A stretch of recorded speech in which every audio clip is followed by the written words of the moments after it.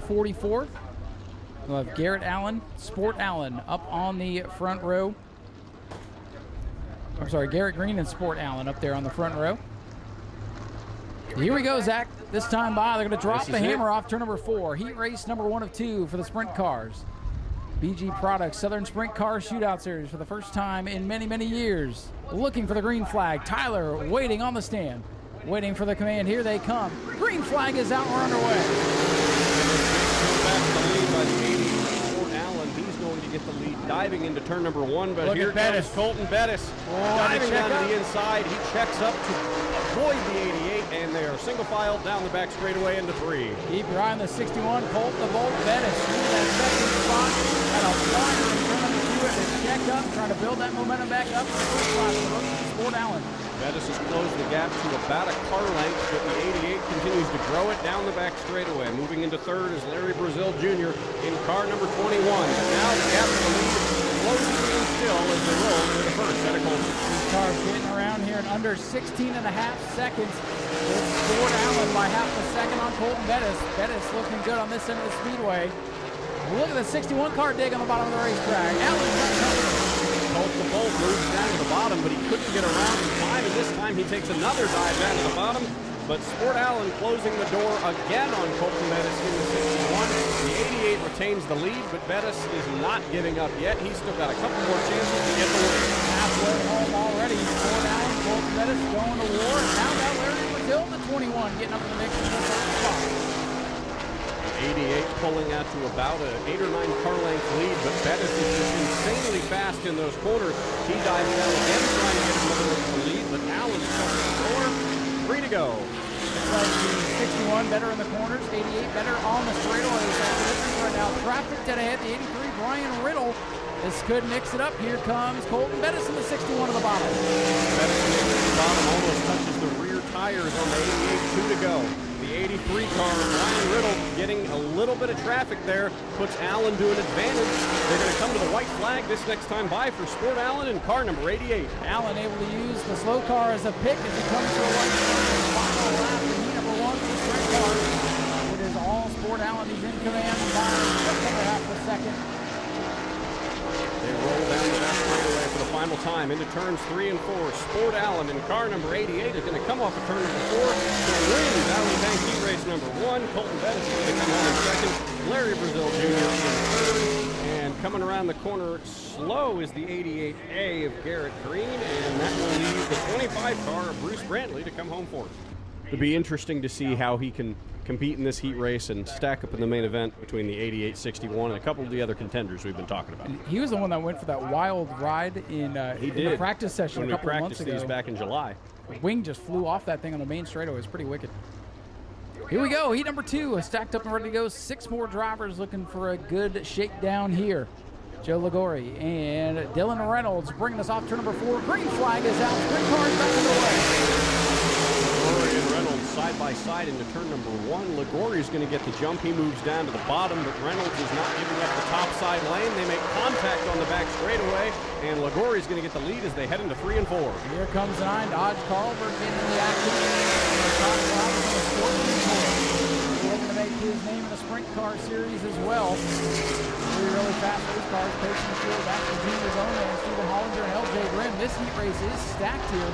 Oh, and Hollinger's off the pace. 85 cars comes down. 85 car Hollinger. He's going to bring it on down pit road. Have the crew take a look at that. Joe Ligori still at the front of the field. Dylan Reynolds in second. Loose there for Dodge Carlberg coming out of turn number 2. And now LJ Grimm in the 10 car slowing on the back straightaway. Hopefully they'll be able to go for the main event. The top 3 still pretty close together. Ligori in the 5, that beautifully prepared race car showing the way. Back to Dylan Reynolds in the 24 and Dodge halfway home. We're coming up to the 21 of Joel Nagger, the slow car on the back straightaway. Looks like they'll be able to get around him. He moves down to the bottom so the leaders can get around him. Ligori gets around him with ease as he continues to lead. 3 to go in heat race number 2. Oh, smoke out of the leader. Big puff of smoke going into turn number 1. Carlberg goes way higher on the lap machine. We'll keep our eyes on Joe Ligori's number 5. That smoke still showing. In turn 3, he's a little bit sideways from off the top. Here we go. Will it hold on? And even bigger puff of smoke there in turn number 1 from Ligori in the number 5 car. 2 laps to go at the line that time by. He's a tire rub there, Zach, from that little bit of contact perhaps. He's only got to get it around one more lap in the Dayton Dodge Heat race number 2. Although if you look behind him, look at these guys struggle as they go into the corner. They are dirt. They look like they're dirt tracks. Ligori pulling away with the smoke screen. Car number 5, Joe Ligori. Look at him behind him. Turning all over the place. Ligori wins it. Now for second. Reynolds at the line. Carlberg third. And Elnager in the 22 going to round out the field. That got interesting. That did get interesting. 5 was putting a lot of smoke there in turn number 1 and turn number 3. Kind of wonder if he was throwing a little grease out there because it was looking pretty wild behind him. Those cars were sideways. We've seen a Magnum. We've seen some other wild things. Trucks are also eligible to be in this division. We've been trying to get a truck out here for a while. It's just not easy to get cages in those things. But if you'd like to get started in racing, this is the best place to break into it. The Bomber A division is the sister class to this, but that's for the 4-cylinder stock automobiles. I forgot about the Dodge Magnum. Yeah, I forgot that the right Ghostbuster car for like a week or 2. Yeah. Let's go racing. Let's do it. Field heading off at turn number 4. Tim Nicholas and Lindsey Samian side by side. They're going to lead us to the green flag. Green is in the air.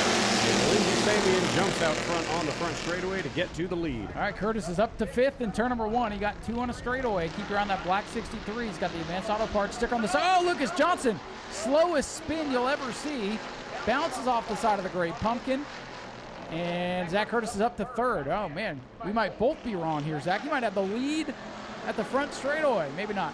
He tucks in behind Lindsey Samian now, who has gotten around Tim Nicholas, has settled that battle for the lead, but here comes Curtis taking 2nd away. Now he's moving to the bottom of Samian. He'll get the lead, and lap 2, Zach Curtis in the 63 car out front once again. You know, I wonder if there's something down on the racetrack. It looks like everybody's, Curtis is sideways at the head of the field. Samian's car is pushing up towards the wall. Nicholas down on the bottom looking like Marcus Ambrose at Watkins Glen from 2012. Everybody's getting sideways. Curtis a little bit sideways there again. Nicholas sideways in 1. There might be something on the track in turn 1. A lot of these guys losing grip in the low lane in particular. They're slip sliding around, but it doesn't matter because Zach Curtis has the lead and nobody's surprised. A black 63, Zach attacks, showing the way. Lucas Johnson slow. He's going to bring the lead 26 car to pit road. Some smoke out of the right front of that car. Maybe he was putting something down. Zach Curtis, a healthy gap between himself and Lindsey Samian, who's in 2nd. About 7 or 8 car lengths between him and the rest of the field. Tim Nicholas tucks in behind Samian for 3rd, but here comes the Great Pumpkin, Ben Say, moving in behind Tim Nicholas, trying to take the 3rd position away. That 23 is big. That car's been beaten and battered this season. It's amazing it still has 4 tires on it. He's hanging on to 3rd for now as Ben Say tries to get up in the mix. Now the 23 off the pace a little bit in the apex of the corner. Boy, these things, after watching the sprint cars, these things look like they are at a standstill, Zach. Definitely stranger to get used to after the sprint cars. Ripping around in about 16 seconds. These guys taking about 23 or 24 seconds to get around this track, but big difference. Zach Curtis putting on a clinic once again as they come to the line this next time by. It'll be 2 laps to go. Well, Curtis starting to get reeled in a little bit. Here comes Lindsey Samian, top 4, kind of accordioning back together here as the laps wind down. Problem for the 63, or is he toying with the field? Ben Say still in battle with Tim Nicholas for that 3rd position, but Zach Curtis's gap initially about 7 or 8 car lengths down to merely 2 or 3 now as Lindsey Samian playing a little bit of catch up between herself and Zach Curtis. Top 4 single file as they head through 3 and 4. It'll be the white flag this next time by. 1 lap to go for Zach Curtis. Lindsey Samian did a good job to try to track him back down, but less than half a mile remains for the field to get by Zach Curtis. I think Curtis is kind of toying with everybody a little bit there, Zach. A little bit. He's back to his 7 or 8 car gap as he drifts through 3 and 4 for the final time. Showing off. Zach Curtis is going to get the win in heat race number 1. Lindsey Samian going to come home second. Tim Nicholas third. Ben Say and the Great Pumpkin comes home in 4th. And 5th place will be Dalton Gale in car number 28. James Leavenworth in the Minion Mobile is going to come home in 6th. Yeah, I'm disappointed. He asked if he could be a triple-digit number. Said he wanted to be 666, but I guess they ran out of tape. I guess so. It'll be the 80 instead. All right, heat Roth number and 2, Rush. 8 laps. Skinny making his return, draws the pole position. The Junkyard Dog back from his summer vacation up north. Jason Scrover, former champion. John Gross is back after a couple of years off. Brandon Monroe, the Bomber 8 champion, up to the Bomber Bees. And the newcomer out back, Acker in the 67. Green flag is out. They scrambled up the straightaway. Grover going to take it to the bottom and try to force him 3 wide, but he tucks back in line behind the 80 car. And here comes the 93 up on the outside. We are getting dangerously close to 4 wide out there on lap number 1. 3 wide off turn 2 and Scrover, the red, white, and blue to the front. 3 wide for second. Monroe in the bottom of the 15 trying to come through. Chuck Rush, though, powers up on the high side. He'll hang on to the runner-up spot for now as Monroe gets it bogged down on the inside. Gets back in line.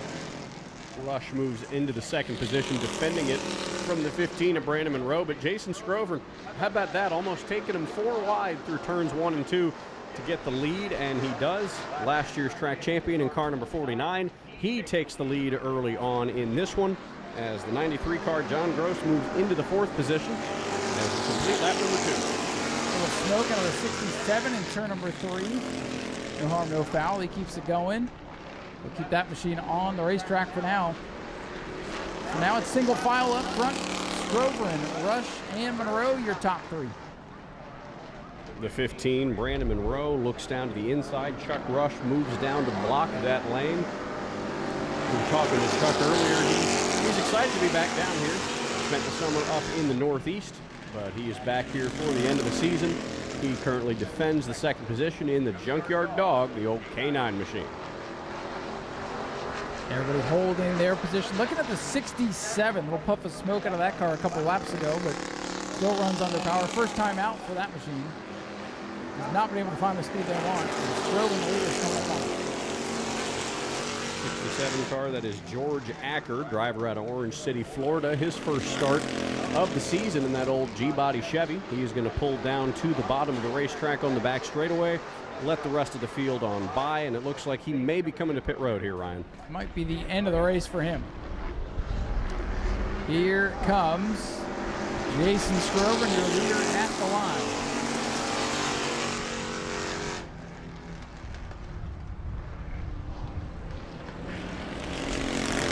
'67 car down on pit road. And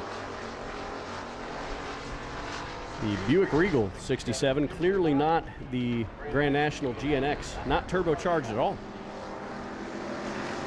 Not the Regal debut they were looking for, that's for sure. A couple laps to go here as Jason Scrover continues to lead over Chuck Rush. This one pretty calm and cool and collected after that first lap.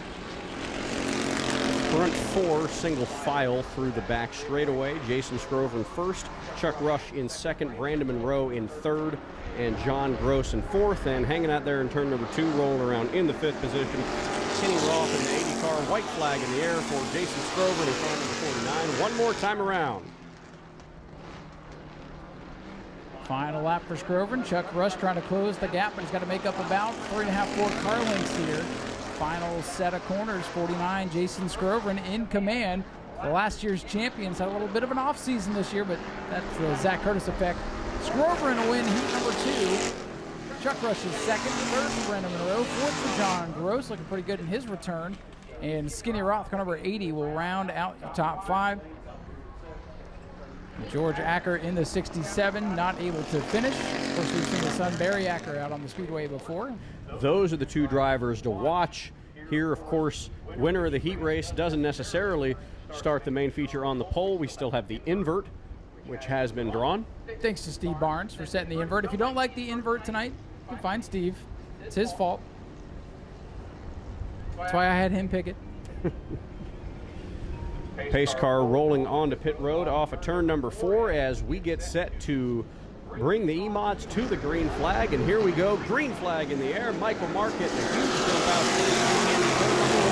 Simons did not get going, and that's going to hold up Ken Copley. Looks down on the inside. Copley knows he's got to go. Saw Bobby Blake down in his pit earlier today. Modified standout in his own right.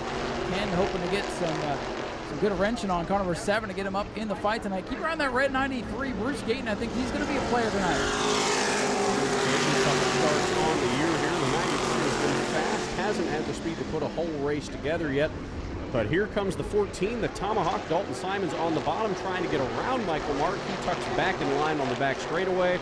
As they roll into turn number 3, he gets a nose in on the bottom, pushes him up to the top side. It's door-to-door for me down the front straightaway. Michael Mark can feel the pressure of the 14 car as they go into turn 1, gives him plenty of room. How impressive has Simons been this year? Battled back after the big wreck a week ago to go on to win the feature event. He'll have to come from the back of the field no matter how he does in this heat race. And now the point leader, Zach, separated by, well, nobody. Second and third. Bruce Gayton in the 93 car got a little bit loose there on the entrance of the front straightaway. But look at the gap closing between Mark and Copley as they head down the back straightaway. A car length separates our 2 championship contenders. Right now, the closest battle on track is that for the 6th position. Dale Howard in the 63, and the 45 is Michael Kay battling it out for the 6th position. Top 5 pretty close together. Then a battle for 6th in the 63 and 45. Travis Sukup was big sideways off turn number 4 last time, and thinking about the crossover on Dale Howard here off turn number 2 if they don't get hooked together. It was all over the back bumper of Howard, but I think he now puts a car length between them. Ken Copley about 3 car lengths back from the 53 car of Michael Mark. That is the championship battle. Top 5 nose to tail, single file. It'll be 2 laps to go when they hit the line this next time by.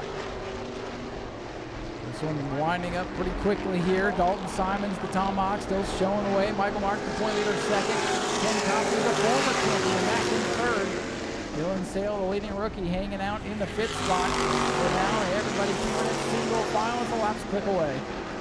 Bruce Gayton looked to move to the bottom there at the exit of turn 2, but holds his line behind Copley in the 7th. The gap between Copley and Mark grows to 3 or 4 car lengths. White flag in the air one more time around for the 14 car at Dalton Simons. If this holds, it'll be unofficially 4 points for Michael Mark on in the feature. Although here comes Gayton. Gayton looking down on the inside of Ken Copley. Copley does not want to lose this spot. Every point's going to matter here tonight.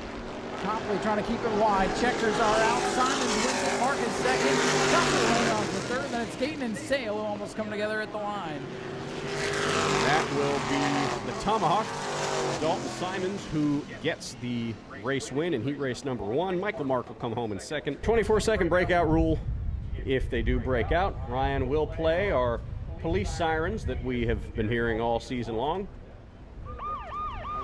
And that is how you know that a driver has broken out. If you have the Race Monitor app on your phone, you can follow along with this if you pay that small little annual subscription fee that comes with it. But if you come to the races all the time, it is definitely worth it. Here we go, 8 laps, heat 1 of 2 for the Bomber race. Nice field of cars after last week's Bomber Bowl. So we'll be watching the action on the track. We'll be watching the stopwatch on our phone. And green is out. Very important heat race. And Higdon does not get going in the 14. As bad luck Chuck going to push draft his teammate Aaron Foy into turn 1. Teammates working together there on that start at the very beginning of the race, but here comes Higdon. He's got all cylinders firing now. He's right behind the 72 of Charles Friddle. He's going to get a push now from the 1 car of Michael DeRico into the 2nd position. Boy, Friddle stumbled in turn number 3. Here comes Higdon back at it now. Car number 7, Aaron Foy. Foy wins lap 1. Checking the times at the line. Everybody's good. It's only the top 3 that are under the 24-second rule. Everybody else can do what they want. Whoa, DeRico on the 1 sideways. And, he's going to tag it. And he'll go into the wall hard. Caution is out. Michael DeRico in the 1. Tank slapper on the back straightaway. That'll bring out a caution. 1 lap into our event. How about the push he gave to Dustin Higdon? Aaron Foy, a lot of last-minute wins for car number 7. A lot of photo finishes in this class. That's the 24-second breakout rule working at its finest. The end of these races get very intense because, again, if you break out on the last lap, that's it. Sorry about your luck. Looks like they have the 1 machine hooked up on Inferno there. We'll get him back to the pits. they'll take a look at the machine, see if it'll be salvageable for racing later on tonight. We hope it'll be on the grid, but might be our first casualty of the evening. They're in good shape. So Aaron Foy going to go down to the bottom. Higdon will go to the outside. Field going to form up. Vincent Cortez going to switch it up. He'll go outside, and Say will go down to the bottom. Vincent Cortez, another driver who's had very, very consistent speed. He's had a good season, just had a couple unfortunate incidents that have derailed it. But that 23 car, when it hasn't been an incident, has always been up there at the end of these races.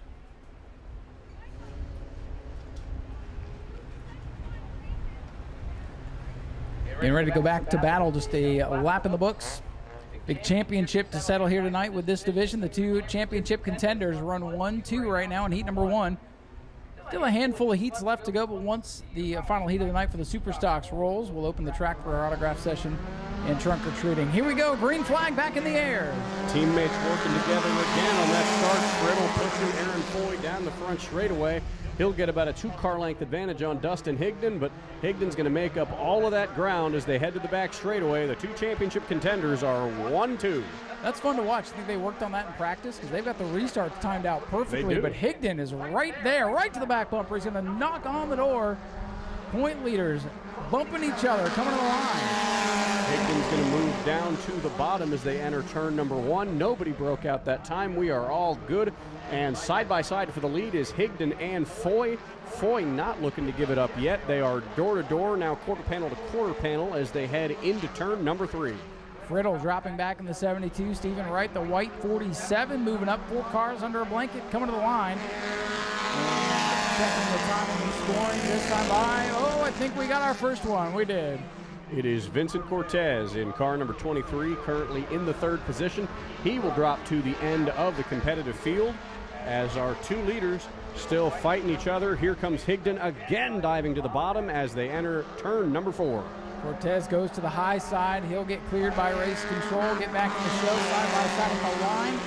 Oh, real close that time, 24.018 for Higdon, the 14 who led that lap, but everybody's good. Dustin Higdon about a nose in front of Aaron Foy as they roll down the back straightaway. Aaron Foy's got a lot of speed on the straightaways, but Higdon is making up all of that ground in the turns. Here comes the 47 car. That's Stephen Wright trying to take it 3 wide for the race lead. Boy, again, they're close at the line at 24.055 for Aaron Foy, who led that lap. But again, if it's above 24, it's A-OK. They're pushing the limits, though. Pace is picking up here. It'll be 2 laps to go when they hit the line. Aaron Foy in the lead for now. Higdon sticking his nose now into the bottom. He's got help from Wright in the 47. He's going to clear Aaron Foy with help from Wright. Dustin Higdon to the race lead. Oh, we got 2 of them. And just as soon as we talked about their efforts getting to the front of the field, Dustin Higdon and Stephen Wright have broken out, and Aaron Foy will now re-inherit the lead of this race. Boy, oh boy, it changes that quickly with a breakout rule, and Aaron Foy fighting from behind in the championship. He's got the lead, but he slows it way down. Everybody's good that time by, and look at that. Higdon right back in the mix, some contact behind him. Higdon and Foy going to go back at it for the win. Who's it going to be as they're side by side on the back straightaway? Higdon's going to look to the outside as they roll into 3. Cortez moves in line behind him. Foy is going to go to the bottom. He sticks his nose out as they roll down the front straightaway. It'll be break Aaron Foy. Oh, they got Higdon. Has broken out again. Unbelievable. Dustin Higdon in the 14. He'll break out. He is going to lose a handful of points with that move. Aaron Foy going to keep the win in car number 7.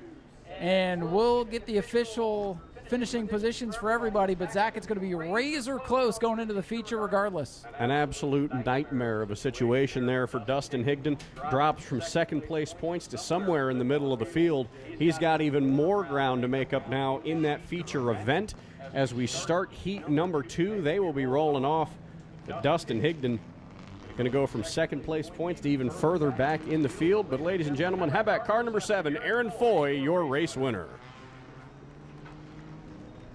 Heat race number 2 rolling out onto the track now. We have 6 of these Bomber A's in the 2nd of our 2 heat races, as Ryan is over here doing some points math to figure out what our gap is going into our feature event. Just checked in with timing and scoring, Zach, and Aaron Foy gets the win. Dustin Higdon going to be put back in the 6th position with that breakout on the final lap. That is the difference of 5 points. So 1 point unofficially separating Aaron Foy in car 7 and Dustin Higdon in car 14 going into the feature. For the championship, that is going to be huge as heat number 2 has rolled out. Boy, the heavy hitters were in heat number 1. It's going to be wide open here in heat number 2. And as you talked about, Ryan, these guys, they're just looking to have some fun, get some good hard racing in, and come home with a win. The 7 and the 14, the only 2 who are still in that championship hunt. So someone looking to play spoiler here tonight for that party. Absolutely. All these guys looking to play spoiler. Good to have a couple of new cars on the field here today as well. The lights are down on the Daytona Dodge American Auto pace car. And that'll bring us to the green flag. Green is in the air. Big jump to the outside by Don Reagan, the 56. Eddie Evans got pushed from Stephen Brown. The 3 and the 88 have taken the top 2 positions as they roll into turns 1 and 2. Watch that X car, normally driven by Dustin Higdon. That's going to be one of the players I would imagine here tonight. We'll see what Gage Spears can do in that car. Gage has been hopping between the Bomber A's, Bomber B's, and Pro Trucks all season long. Eddie Evans in the lead currently, but here comes Stephen Brown up to the outside. They roll through 1 and 2. He's got the advantage up there on the high line. He's going to get the lead from Evans as they enter turn number 2. We are all good on timing and scoring. Nobody's broken out yet. New leader, it's the 88, Stephen Brown. How about the 56? That car's looking a lot more competitive here this evening. They found something over the week. That car was off the pace a week ago, and now he's in the mix. Top 4 under a blanket, that's on the line. Eddie Evans got the lead back at the exit of turn number 4. Nobody is broken out. We are good. The top 3 maintaining speed. Stephen Brown going to take another crack at Evans on the outside lane as they go down the back straightaway. He will get to the quarter panel, the door. He is clear as they roll into turn number 3. Stephen Brown back to the lead in car number 88. Side by side, off corner number 4. Drag race to the line. And they're picking up the pace, but everybody's good that time by as well. No breakouts. Halfway home next time by. A little sparks out of the 3 cars to go through 1 and 2. Evans and Brown side by side on the back straightaway again. That's kind of how it's been this whole race. Eddie Evans will get the lead as they roll down the front stretch into 1 and 2, and Stephen Brown will take it back on the back stretch and 3 and 4. But Eddie Evans going to close the door a little bit earlier that time, lead yet another lap as we are all good once again for timing and scoring. Nobody breaking out. Still side by side for the lead. Brown in the 88, Evans in the 3. Gage Spears starting to close in now on the X. Eddie Evans to the inside. He's got help from Spears in the X car. Normally we're used to seeing Higdon driving, but it's Spears this time by. Eddie Evans is going to lead that lap as they roll through 1 and 2. Brown once again trying to make a push on the high side. Still no breakouts, but they are pushing each other right now, trying to make each other break out as they run side by side.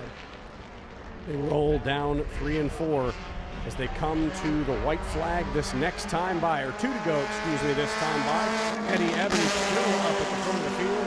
Stephen Brown, that's been the battle all race long. All good still on timing and scoring. Top 2 under a blanket as they roll down the backstretch. These guys running 24.2s. The last group was pushing the limits of 24-second lap after lap. This time we're coming to the white flag, still side by side for the lead. Brown up top, Evans down on the bottom. Gage Spears in the catbird seat as the white flag is out. 1 lap to go. Stephen Brown has one more chance to get around Eddie Evans as they go through 1 and 2 for the final time. Slow car on the backstretch. It's Robert Williams in the 44. Brown looking for one final push down the back straightaway. He's got it. They're door to door through turn number 3. They're picking up the pace. Last lap around. The top 2 ran their fastest lap. They can't break out this time by. Here they come to the checkers. At the line, it's Eddie Evans by a wheel. Stephen Brown second, Gage Spears third. No breakouts. Everybody's clean.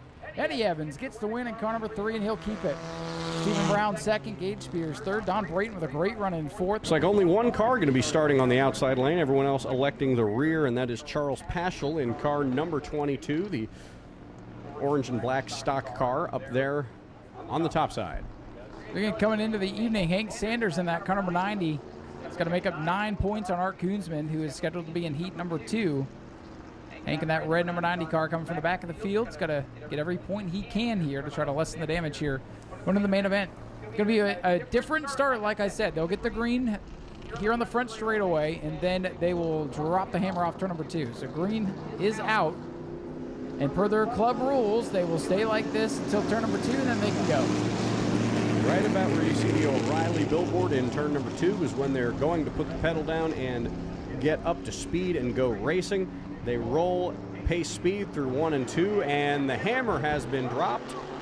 And out to the front immediately, Charles Paschal in car number 22. Robert Piccolo was picking up spots there before they went green. That white number 56 coming up to speed. And Hank Sanders boxed in right now. He's got nowhere to go in car 90. Sanders in the 90 needs every single point he can get from this heat race. He goes up topside, takes the position away from Piccolo, sets his sights on Modine in car number 45. Hank Sanders, really honestly, Ryan, probably needs to win this heat race, get the maximum amount of points that he can to chase down his teammate Art Koonsman in car number 9. And I think he has the car to do so. Up to 4th. He and Modine closing in on the 0 of Cutter as Paschal in that orange 22 continues to show the way. Stock car 1, 2, 3, but here comes the modified Hank Sanders. Sanders getting some space now. Let's see what he can do with it. Sanders gets around the 0 car of Scott Cutter, now looks to the bottom of Jody Modine, and that beautiful close car number 45. Sanders in the modified looks to the inside, sets his sights on Paschal now. He'll take the second position away from Modine in between turns 1 and 2, and his eyes are now on Charles Paschal in car number 22. Hank Sanders closing in car 90. He will win the modified championship tonight. We're looking for the overall as well as he puts the pressure on Paschal's number 22 as they go into turn 1. They roll into turn number 1. The top 3 cars nose to tail on the exit of turn number 2. Sanders about half a car length separating him and Paschal in car number 22. Here comes Jody Modine back into the mix in the 45 car. Well, they are bumper to bumper coming off turn number 4. Sanders looking for somewhere to go. Got a lot of motor in that car. Paschal, though, doing a great job holding onto the top spot as the laps wind down here. Sanders with a look to the inside off turn 2. Hank Sanders looking to the bottom, the modified against the stock car as they roll into turn number 3. Sanders going to get the nod as they roll through, closes the door on Paschal. Hank Sanders to the lead in the heat race, 2 laps to go. Here we go, he's got clean air. The battle is on for second. Modine's 45 looking to the bottom, can't quite get there in turn 1. Hank Sanders pulling away now on number 9. Hank Sanders, a comfortable lead between himself and Charles Paschal, but here comes Jody Modine looking to the inside of Paschal, clips the rear bumper. The battle for second gets a little bit physical between these 2 stock cars, and here comes Scott Cutter in the 0 car, white flag in the air. Well, Cutter's having a good run tonight in the 4th spot, hanging with the leaders. More contact up in front of him. The stock car is going to war now. Hank Sanders through 3 and 4 for the final time. Checkered flag in the air from Tyler. He will get the win. The 45 of Modine sends the 22 high into turn number 4. The battle for second coming to the line. It is Paschal in the 22 who will get the position. Jody Modine going to come home 3rd. Scott Cutter in 4th. And around turn number 4, Lori Bonaparte in the 11-11 car will come home 5th, rounding out the top 5. If that's not Brandon Blevins, well, we'll figure it out. He started in the 78, but I think he's been racing that thing, and I don't know if that thing's going to make it, to be honest with you. It'll make it, says the race director. He wants to go racing. Let's go racing. 8 laps, heat 2 for the ground pounders again. They will get the green off turn 4. They'll pedal it for a little bit, and then off turn number 2, they can hit the throttle and go racing just as normal. Hopefully the spotters are okay above us, because that sounded loud. Here we go. Heat number 2 for the ground pounders. Tyler gives them green. We'll await the race to begin off turn 2. Green flag in the air. Side by side at a pace through turns 1 and 2, but as soon as they hit the exit of turn 2, they're going to drop the hammer, and here they go. Here they come, and there they go. Now they're racing. Art Koonsman already jumps out to a 3 to 4 car length lead over the other number 9 car of Eric Sauer. He takes the second position away from Eddie Freeman. Art Koonsman is that number 1 closest battle for second, 3rd between Freeman and Toby Smith. Art Koonsman looking like Hank Sanders was in that first race. The good news for for Koonsman, however, is he had the pole position, so he's got that clean air right from the get-go. And that beautiful machine is pulling away from Eric Sauer to the 9. Eric Sauer taking the second position away. Third is Toby Smith, the reigning champion. And fourth is the 61 car, that is Eddie Freeman. Art Koonsman almost a full straightaway between himself and Eric Sauer. The villain is already on the hunt as they roll through to complete lap number 2. Second lap complete. Battle heating up for second. Toby Smith, the 18. Got that front sheet metal kind of flapping in the breeze, as does Eddie Freeman, who's got his roof hatch waving at us here down the main straightaway. Art Koonsman is gone. He has disappeared from the field. Toby Smith moves around for second. Sauer back to third. Toby Smith going to take the second position away, and that 18 car, it's got a lot of long run speed. Toby Smith, and now pulling into the pit road is the 61 car, that's Eddie Freeman. He's pulling off the track. Problems for the 61 machine. Leader at the line now. Art Koonsman at a blistering pace. Definitely over a straightaway on Toby Smith. Eric Sauer third. Frank Pelkey back in the fourth spot. Raymond Blevins, we believe, in the M19. Last car on the lead lap for a moment, because here comes the leader, Art Koonsman. Koonsman setting some sparks out on turns 3 and 4. He is going to get around the slow car of Brandon Blevins in the M19. He looks up high, gets around him on the entrance of turn number 2. Koonsman has lapped the car, and up next is Frank Pelkey in the 4D. Toby Smith has taken second by about 8 car lengths. Just a whooping for Art Koonsman in car number 9. That car coming back with a vengeance after getting torn up here a couple of weeks ago. Final lap now for your leader as Art Koonsman rallies on turn number 2. He'll go down the back straightaway. Might even catch the 4th place car, Frank Pelkey. Pelkey trying to hang on to the lead lap. Your leader off turn 4. The win will go to Art Koonsman in car number 9. And we'll wait now for second. Toby Smith exits turn number 3. He gets off the final corner. He will take the second position away, and Eric Sauer in the other number 9 car, he will take third, and here comes Frank Pelkey now coming to take the 4th position, which will leave the M19 of Brandon Blevins with the 5th spot. Getting ready for our final heat race of the night. Super Stock's getting ready to go. Shout out to Max Wheeler making his way up the stands. Hi, Max. Lights back down on the American Auto Dodge pace car as we are looking for a second attempt at the start of this one. All right, so what happened there? The 12 wanted to go to the back, but he still has to stay on the outside lane. We moved the lanes up. They tried to crisscross and messed everything up, Zach. That's exactly what happened there. Yes, it did. So Bobby Holly and George Spears, 2 veterans and the best of friends up on the front row. Here we go. Pace car ducks down to pit road. The green flag is in the air for the final heat race of the night. Spears gets a huge jump to the outside to help Tyler Pernesti. The field rockets into turn number 1. George Spears to the point early. Outside lane gets rolling. Chase Simon's trying to follow that train through, but for now, not able to go anywhere, and he's under attack now from Spears in the 29. Here comes Tyler Pernesti. He's gotten that second position away from Bobby Holly. A little bit loose out of turn number 4. He's closed the gap to the leader by about a car length. Chase Simons, however, in battle with the 29 car. Battle for the lead heating up. Tyler Pernesti, the Camaro that could, trying to go to the lead on George Spears. Pernesti's had a really good season. Hasn't run all the races this year, so not in the championship hunt this year. But putting the pressure on Spears to the top spot. Spears will lead this lap. Back bumper of the 23 car, and he looks to the bottom. They are door to door through the exit of turn number 2, down the back straightaway. It is the 23 and the 15 side by side. Tyler Pernesti looking low on the entrance of 3. Great racing out of the Super Stocks. They nearly touched off of corner number 4, and with a black bumper cover out in front, Tyler Pernesti leads that lap. Tyler Pernesti to the lead over George Spears. He has closed the door, the gap about a half a car length, but here comes Spears. Back contact with the back bumper of the 15 car as they roll down the backstretch. Chase Simons now making a battle for the 4th position between him and the 98 of Gage Spears. 3-car breakaway at the front. Gage Spears in that 98 car tonight, holding off the championship leader. Chase Simons right now stuck in the Spears Brothers sandwich. He's got nowhere to go. And right now he's losing points to George Spears, who runs in the 2nd spot.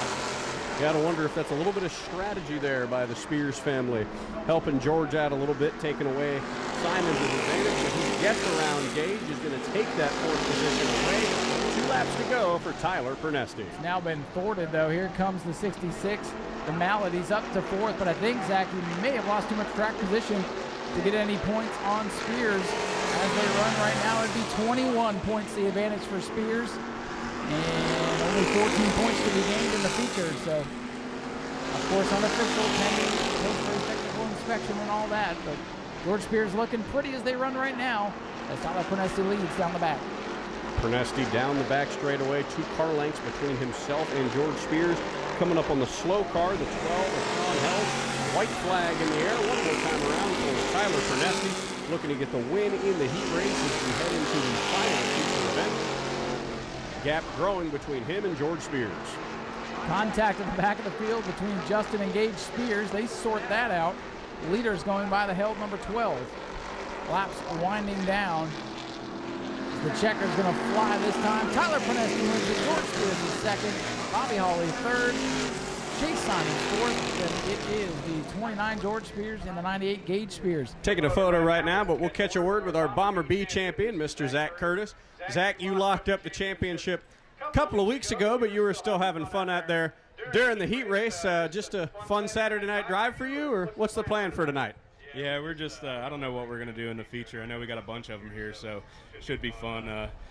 Brought a bunch of old trophies to give away to the kids. You know, we got plenty of them, not to sound like that, but can't do nothing with them but dust, collect dust. So, you know, make their night. We'll give away some trophies. You, of course, Ryan and I were talking, have had as many cars this season as you've had wins. You planning to come back next year with even more cars, or what's the plan for that? Yeah, I don't know yet. We're probably going to travel around a little bit. We kind of got the shaft on the $100,000 race coming up in a couple weeks. That's what we were getting ready for. Yeah, we'll come and mess around out here and, you know, tick everybody off. But we're also going to travel around and go win at some big tracks. Well, thank you, Mr. Curtis. Your Bomber B champion, everybody, Mr. Zach Curtis. Head on over here. Catch a word with Florida Southern Ground Pounders driver Hank Sanders. Hank, a fantastic run for you out there in the heat race. What's the strategy going into this, knowing you got a fight with your teammate Art Koonsman? Well, you're exactly right. We got a tough situation here. Art's got on me. It's me and him pretty much. I got to. Last time, I don't know. I think Art's going to be the champ, but I ain't going to give it to him. Hank, you, of course, were an announcer long before you were doing this. You did sort of the reverse. Most guys drive and then retire and go announce. You decided, hey, I'm done announcing. I'm going to go driving. What was the thought process behind that, and what made you want to get behind the wheel of one of these cars? Well, truthfully, I've been doing it 40 years. I took off for a while and did announcing, but you and the other guy do such a good job. Hey, you got it covered. You did a great job. Well, thank you, Hank. I appreciate that. Congratulations. Hope you have a great run tonight. Head on down. Find someone else to talk to. Talk to a man who's been looking for his first win for a while. Got a win in the heat race. Driver, the number 15 car, Tyler Pernesti. Tyler, a fantastic run for you in the heat race. Still looking for that first career win, but this Camaro looked mighty fast tonight. Do you think tonight may be the night that you get that first win finally? I think it might be the night this Joe Piazza Racing Epic Flight Academy Aircraft Mechanic Program Camaro is a rocket. I'm hoping for a really good run in the feature. Hopefully the invert isn't too big, but this class, any one of these cars can win. They're all really close. You've had a fantastic season in this number 15 car. You looking forward to the War on 44. What is the thought process behind that going into a field of many more cars, probably triple the field size almost? Do you think you've got a good shot to win in that one? Oh, yeah, definitely. I've raced in pure stocks and super stocks for a while. I think I definitely have the upper hand racing here for a few seasons. So these tires were actually supposed to be the tires I was going to use at the War on 44, but I decided to throw them on tonight, and it looks like it might be the right choice. Well, Tyler, have a great run tonight. Hope tonight's the night for you. Fiona, I'll let you take it away. Good evening, race fans. Who's ready for some racing action? All right, before we get started, like Ryan said, we have a few announcements. This evening, we have a very, very special family here tonight. It is the family of one of our fallen firefighters, Fendrick. If you guys are not familiar, he moved on from us in August. So the family fun night got postponed, so we've invited them back here tonight, and we just wanted to give a little piece of our hearts to the family. So we have got an American flag and a beautiful case that we have driven around the track in honor of Finn. And then we also have a certificate. So I'm going to have Steve, one of our firefighters, present the certificate to the family.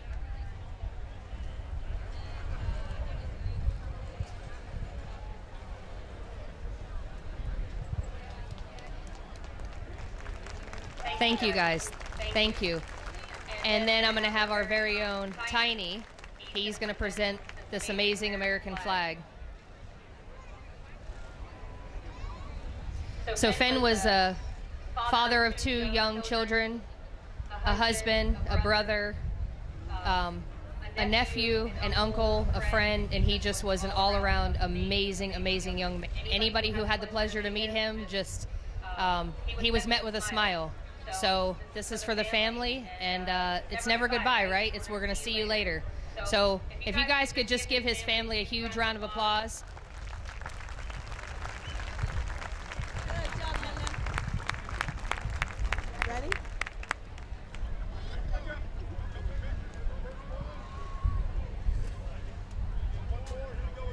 Ready? Ready? Say cheese. And we thank you guys for giving us that moment. I'm going to turn it back over to Ryan, and we're going to get on with all kinds of fun. Thank you very much, Fiona. And I'm going to turn it over to Rusty. We got another presentation. Rusty? Good evening, race fans. Are you ready to race? Oh, come on. You can do better than that. Are you ready to race? That's more like it. Hey, you've heard lots of rumors about another racetrack in the state of Florida. And everybody keeps saying, oh, it's not going to happen. Tomorrow, Bronson Motor Speedway roars back to life with, it's a practice, but it's to get ready for some big racing at Bronson Motor Speedway. Ann Young is here with us tonight. She's the owner of Bronson Motor Speedway. So give us some words. Well, we're Bronson Speedway, not Bronson Motor Speedway, but that's okay. We're working to get it back open, and tomorrow we're going to have our first test and tune. So we're looking forward to hearing them cars run around our racetrack again. I want to thank Jane Hart for inviting me here tonight. Ladies and gentlemen, give her a big hand. Another family trying to keep another racetrack open. We still got one more track to work on, but we'll talk about that later. We're going to get them all running in the state of Florida. At this time, I would like to just kind of shift gears a little bit and bring up something that's near and dear to our hearts here at Nau Smyrna Speedway. And it's near and dear to our hearts with the community that we're in. It's the Heart to Heart Breast Cancer Foundation. It is October, and while Halloween's in October and fall's in October, Breast Cancer Awareness Month is October. Folks, last week, we did a deal here and raised $2,500 for the Heart to Heart Breast Cancer Foundation. We're wanting to top that tonight. This crowd is like 4 times bigger and a whole lot rowdier. If you have anything, the Heart to Heart Breast Cancer Foundation, what is it? It's an organization that was started by Jane Hart several years ago when she ran into somebody that had breast cancer. They were looking for help. There was no help. They checked with the other organizations. There was nothing they could do. So Jane started this organization to help people in our racing community. We have helped many, many, many men and women, because men also get breast cancer, with their breast cancer endeavor. We're happy to say that we've had a pretty good success rate, and we're proud of that for the people that we've helped. So you're going to see people running around here tonight. They might be in pink jackets. They might be in little wings. They might be selling stuff out there on the front. If you've got $1, if you've got $1,000, if you just won the lottery and need a tax write-off, we got the place for you. It's the Heart to Heart Breast Cancer Foundation. and we appreciate everything that you do for us. Oh, we got a little devil in the pace car. Folks, don't forget the 60th annual Florida Governor's Cup is coming. If you're having a good time tonight, the Florida Governor's Cup, it will be an incredible time with the super late models, the pro late models, the Florida modifieds, the Ashley Home Jacks trucks, and the sportsmen. It's going to be a great weekend with 60 years of history behind it. Again, we thank each and every one of you for being here tonight for our Advanced Auto Parts Family Night. We want to thank the Sprint Cars for being here. They haven't been here since 2019, and I think they're going to put on one heck of a show. Now, if any of you watched the podcast that was this week, yes, there are 2 Sprint Car races tonight. One is here at Smyrna Speedway. The other is at Showtime Speedway over in Pinellas Park. It was a scheduling oops. Here's the takeaway. We've got a great field. They've got a great field. Sprint car racing is alive in the state of Florida for you sprint car fans. Folks, give the sprint cars a big round of applause. Again, we thank you for being here. We wanted to get this out of the way. We're going to be doing the costume contest down here. Thank you from the Hart family and all the management and staff here at New Smyrna Speedway. Thank you so much for being here with us tonight. It makes it an absolutely incredible year-end event here at the beautiful New Smyrna Speedway. Thank you, Rusty. All right, at this time, I'm going to ask everybody that wants to participate, all the kids that want to participate in the costume contest, make your way down in front of Victory Lane in front of the pace car at this time. All right, so we got our kids lined up. Judges, make your way over. You see all the kids dressed up in their costume. If you get a cup from one of the judges, you can take that to Henry's Sweet Shop and get a snow cone.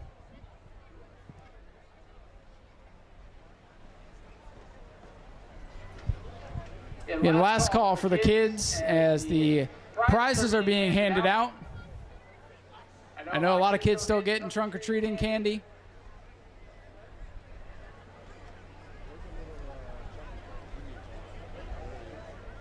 So our judges are handing out the prizes to the youngsters, and we've got $100 to give away to the adult costume contest, which we'll do here in just a minute. All right, EJ from American Auto, he's all finished. He's made some happy kids. So kids, if you got one of the cups from the judges, you can take that over to the Henry Sweet Shop behind the grandstands, and they'll give you a free snow cone. Folks, if you can't, give the kids a round of applause. All right, adults, start making your way up to Victory Lane in front. I see Holly's in there. She's got her devil horns on, very fitting. It is very nice. Holly's disqualified, though. She can't win. You want to win your own money? No, I'm just kidding. Wow, we have a lot of options. We have a, he wants to be a police officer. Definitely a devil. Devil's about first place, but y'all, she pays me my paycheck, and this one signs it. So we have Harry Potter and Dumbledore. Wow. I can't see what this one is. He's hiding. Flapper. Get it, girl. You're a driver. You are, what? Oh, yes, Pennywise. Wow. NASCAR Pennywise. Oh, I better get it right. NASCAR Pennywise. All right. Boy, this is difficult. What do we think about Dumbledore? All right, that's how we're going to do it. What about, well, we can't see the tree, but the tree. Christmas? Oh, man. This beautiful flapper. Woo! Race car driver. NASCAR Pennywise. All right, I think we have a winner. I think we're going to go with Christmas in October. Woo! Thank you guys so much. I'm going to turn it back over to Ryan. Billy. Hey, Billy. How you doing?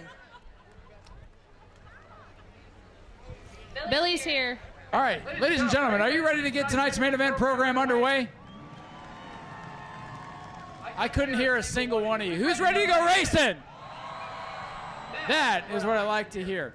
So at this time, I'm going to ask everybody to please rise and remove your caps if you are able. Again, we'll be staging cars here in the process, but we want to keep things moving and get these races going for you. At this time, I'm going to turn the microphone over for our invocation. Mr. Zach Miles is going to lead us in prayer. Zach?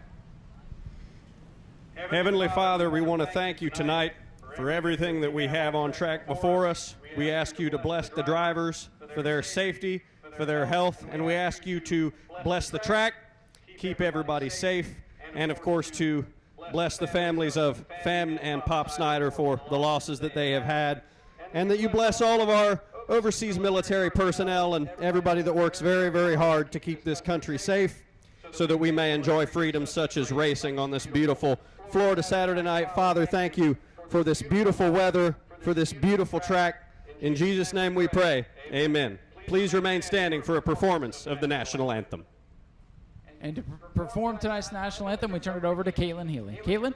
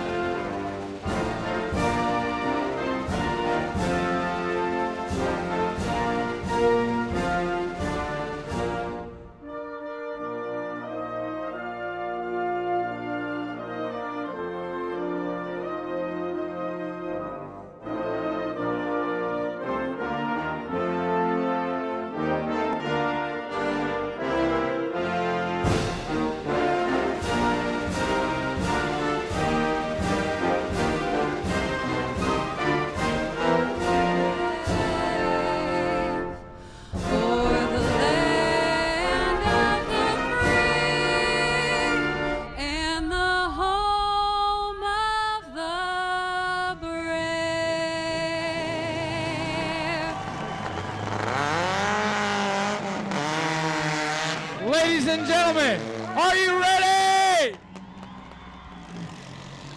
Give it up for Caitlin one more time. New Smyrna Speedway, let's hear you one more time. Who's ready for the main event?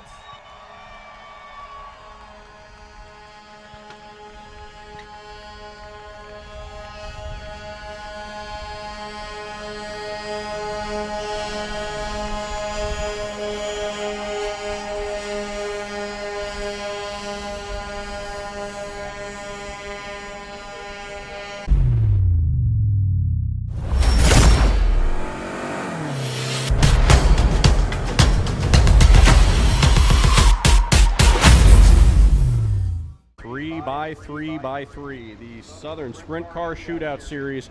Race fans, they're finally back. It's been a long time coming. Here they come, the cars and stars of the Southern Sprint Car Shootout Series.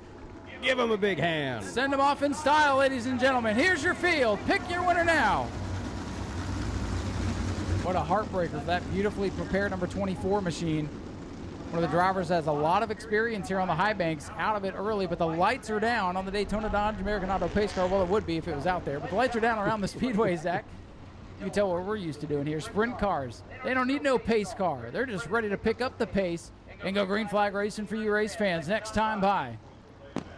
Fireworks going off over turn number 4 as they roll through 3 and 4 for one final time. Here they come, race fans, out of turn number 4 to the green flag. Get on your feet. It's the return of the Southern Sprint Car Shootout Series. Green flag in the air at New Smyrna. They're back, and they roar into turn number 1. Thunderous herd of sprint cars, and it's Colton Bettis around the outside. He's got the lead off turn number 2. Bettis into clean air early and side by side for second. Joe Ligori in the 5 up from the middle of the pack. He wants second now. He's got it. Ligori taking second away from Allen in the 88. It's the 85 of Hollinger now in the battle for the 4th position with the number 9 car of Dodge Carlberg. Field strung out behind them, but the closest battle side by side now is for 4th. LJ Grimm off the pace on the back straightaway. Car number 10 comes to the slow. One of the heavy hitters out early. Grimm bringing the number 10 car to pit road as the 61 Colton Bettis continuing to lead. Here comes Dodge Carlbert looking to the outside of the 88 of Sport Allen. He wants the third position away. Loose on the exit of code number 4. He's going to take advantage. They roll into one. He looks to the top side. Carlbert going to the outside. That car continues to get loose. Now he drops back. Things settle down as your leader approaches lap traffic now. It is the 21. Snyder going a lap down. First rank through the lap traffic for our leader, Colton Bettis. The rest of the field gets around him. In second is Joe Ligori, the Indiana native, closing the gap about 7 or 8 car lengths up to the leader as they come up to their next car in lap traffic. It's Brian Riddle, number 83 car. Thunder is starting to race. Your leader is Colton Bettis, the pink number 61 in turn 3, goes around the outside of lap traffic. Leader coming down to the start-finish line now. It's Bettis, Ligori, and Andrews in the 88, or Sport Allen in the 88. Colton Bettis and Joe Ligori get around the slow car. The rest of the field held up a little bit. Sport Allen having some problems getting around him. And the 83 of Brian Riddle now slow. He's going to make the turn down to pit road. And that could be the end of the day for Brian Riddle in car number 83. Dodge Carlbert continues to put the pressure on the Sport Allen for the third position. Another driver up to the top 5 is Stephen Hollinger. A couple of cars coming down the road. The field really starting to thin out here after just a couple of laps. The 88A of Garrett Green making the turn to pit road. Both him and Brian Riddle's number 83 making the hard left into the garage area, as is the 44 car of Jim Childers now on pit road as well. Ryan, quite a lot of drivers dropping out very, very early into this event. A lot of mechanical gremlins. They've been happening since before the green flag came out, but the heavy hitters still in it. Colton Bettis with a big lead on the 5, Joe Ligori, but I think the 5 is starting to close in on him now. The battle for third has settled down. Carlbert, number 9, can't get to the 88. Stephen Hollinger in the 5th spot. Joe Ligori closing the gap just a little bit. However, that gap might not have enough time to close it all the way. Colton Bettis, of course, the standout all race long. He has been out front. The 88 is pulled out and taking some air between himself and the rookie Carlbert in car number 9. Top 5 ways to tail rolling around the racetrack. Colton Bettis continues to be the fastest car on the Speedway. The lead this time is up over 2 seconds of the Rory Flasher 5. 2.2 seconds the lead for Colton Bettis in car 61. Zachary jumped out to the lead at the get-go, and for now, he's untouchable. He's headed to the next 2 cars that are in lap traffic. That is the 21 of Joe Elnager and the 75 car, or excuse me, the 25 car, as we see another driver, the 85 of Stephen Hollinger, making the left-hand turn on the pit road as well. Another driver out very early on in the event. The 5th place car out of it now. They're dropping like flies. The battle for third heating up again. The 88 car, Sport Allen. The 9, Dodge Carlbert. That is the best bet on the racetrack. Next driver that the 61 has to lap is the 25 machine of Bruce Brantley. Colton Bettis closing in on him ever so slightly, but here comes Dodge Carlbert now to the inside of Sport Allen for the first place again. That battle heating up on track as Colton reins in the 25 car. Already halfway through this one for Colton Bettis. He'll fly around the 25 here off to number 4 and have 2 racetrack dead ahead. Only about half the field left running halfway through this contest. Colton Bettis, car number 61. He's been the dominant driver all day long, and he continues to do so, now putting almost straight away between himself and Joe Ligori in car number 5. Lap traffic through the 2 then is the 25 machine of Bruce Brantley. Field strung out first through 6th of what's left of them on the racetrack. Zach, this is a very green flag look to it as Bettis is going to go lap around the 21 car in turn number 3. But if we do get a late race caution, it's going to be a heck of a battle between the 5 and 61. I think it will be. I think the 5 car he showed a lot of speed in the heat race. He laid some sparks down there into turn number 1. But the 61 car, Colton Bettis, is in the class of the field. He is just absolutely dominating, almost a full straightaway lead between him and the second place car. Traffic in between first and second place, no change throughout the rest of the pack.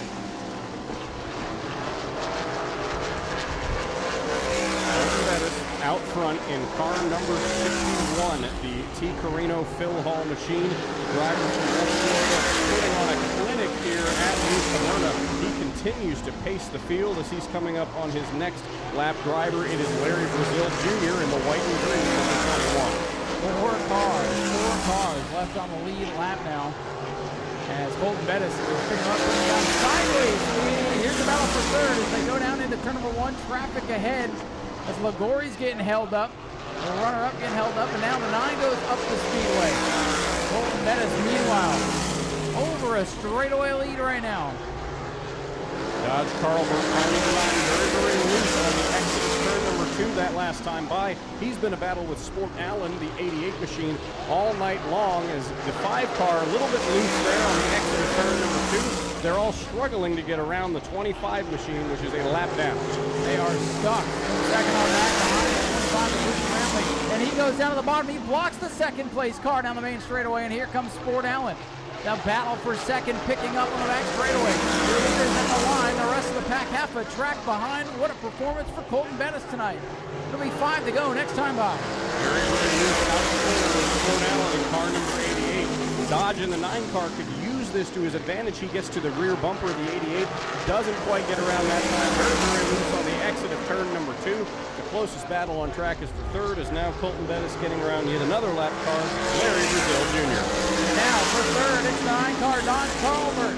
Around the outside, off turn number 4. Carlberg up into the top 3. Almost half a racetrack ahead between Colton Bettis and Joe Laguari, but now here comes the number 9 car, Dodge Carlberg. He got around Sport Allen, took advantage of him getting loose in the turns very early on. He's now setting his sights on Laguari for the runner-up position as Colton Bettis almost in his own zip code at this point, continuing to lead the number 5.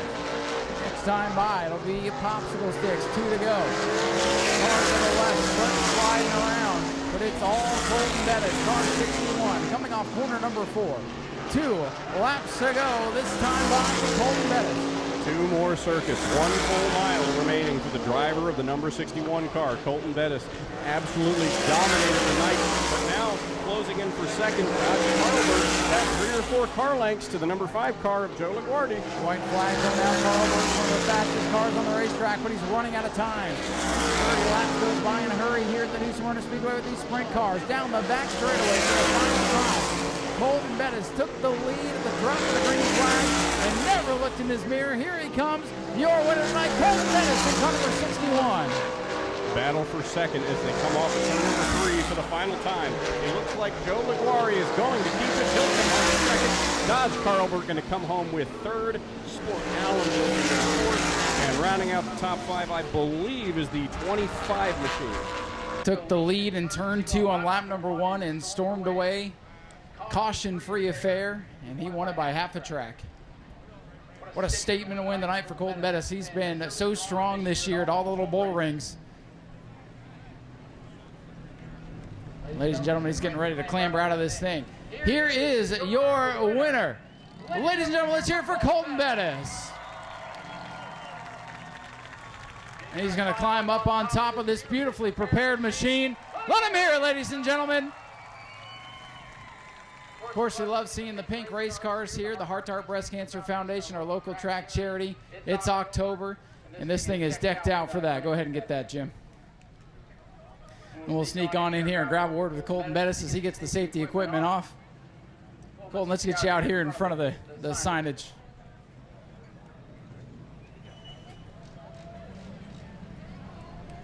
Well, young man, you took off in turn number 2. Took the lead and never looked back. That was a commanding performance. How does it feel to win here in the high banks in New Smyrna? Oh yeah, it's great. I've never been here before, and for this place being a NASCAR facility, it's pretty cool. And I'd love to thank all y'all fans for coming out.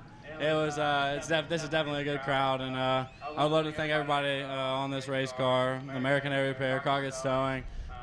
There's so many people on this car. Trey for getting a rocket ship, and these guys bust their butt in the shop. And my mom, my grandma, she's back home, and man, my grandpa, Trey, Frank. There's so many people. My girlfriend, my buddies came out, Frank, and man, there's a lot of people that go behind this. Ricky, and man, it takes a village to do what we do out here. No kidding. Hey, you had some good competition in the heat race. I'm sure you did not want to see a caution there in the closing laps. No, I did not. especially having this little 360 against these people with 410s, it's definitely a big game changer down this straightaway. I can make up a little bit of time in the corner, but man, I was just glad we started on the front row. Well, hey, man, for you to come back out here and get the win here at New Smyrna, first time in 6 years since the sprint cars have been here, that's got to feel pretty amazing. Yeah, I wasn't even thinking about this 6 years ago. Yeah, 6 years ago, you wouldn't have thought you'd be racing cars, and here you are in victory lane. Yes, sir. I appreciate it. We got a couple more races next year. Will we see you back? Yeah, I think we'll come back, but we'll bring a 410 next time. There you go, ladies and gentlemen. Give it up for Colton Bettis, your race winner tonight for the BG Products Southern Sprint Cars. We'll go catch up with our runner-up, Joe Ligori, in car number 5. Joe, you had a very fast piece here tonight. Looked good in the heat races. If you had a late race caution, do you think you could have had something for him? I don't know. We were just getting worse and worse. We just noticed the right front shock. The adjuster backed all the way off, so the right front spring wasn't doing anything. It was just kind of riding around. Maybe we could have got his air, get him a little nervous, right? But, that even though he's 16, that kid's really good. So, I've gotten the upper hand on him a couple times, but lately, he's kind of putting a hurting on us on old guys. So, I'd really like to thank these guys at the PCS Racing with Doug and Frazier and Jerry. They put a lot of effort in it. Richard as well. They put a lot of effort into this thing. We just a few little mechanical gremlins all day. We fought and found another one, but we'll address that for next time, and we'll just get them in the next round. Seemed like that was the story of the day, so I'm sure you're just glad to finish with most of your competition dropping out. Yeah, we were good. Like earlier, we had trouble in practice. In the heat race, we had an oil leak, and we still have one. So it's kind of difficult there to deal with wiping oil off your helmet. And then, I noticed the car was just starting to get worse and worse and worse. And looks like the adjuster nut came off on the front right front shock. So it wasn't helping our problem, but is what it is. No excuses. They beat us fair and square. That's how it goes. How was it running on the high banks tonight? First time since the sprint car's been here in a long time. I haven't been here since like 07 or 08, so it's different. And we run a lot of that stuff up in Indiana. I was born and raised down here in Florida. I just live up there right now. I miss places like this down here in Florida instead of running the little bull rings. I like the big haul-ass joints. Well, hey, we appreciate you coming out and supporting this race tonight, and congratulations on second. Yeah, thank you. Hey, thank all you guys coming out. This is a heck of a crowd. I'm glad all the kids came out. Hope all you kids enjoyed it, and we'll see everybody in February. Ladies and gentlemen, Joe Ligori brings it home with a great second-place finish, and we'll hand it over to Zach to go get Dodge Carlbert. Dodge Carlbert, third-place finisher. Fantastic battle between him and Sport Allen in car number 88. And Dodge, a lot of battling between you and the 88. You got a little bit loose on the exit of turn number 2. What did it take to finally get around the 88 car, and how was it racing on the high banks of New Smyrna? Oh, it's great. I love this track, and a lot of people might have known me from the video of me losing my wing here, so it's nice to come here and actually finish a race and stuff like that. But no, lap 10, I felt really good. The stumble on the start made me fall back to 8th, and when I got rolling again, I was like, man, I can get around these guys and go. But we found as I got out of the car, the right rear tires coming apart really bad and caused me to have a vibration, so I was just kind of hanging on. It looked like everybody was just kind of hanging on. So a few more laps, maybe would have got second. Congrats to Colton and Joe and Sport for running me clean as always. So super happy, though. Got to thank Jason for getting this car ready, Shay for working on it. Heath and Ashley came out tonight, and it's a great experience to come here. Well, congratulations on a great run from you, Dodge. Ladies and gentlemen, Mr. Dodge Carlbert, your third-place finisher. And how about those sprint cars?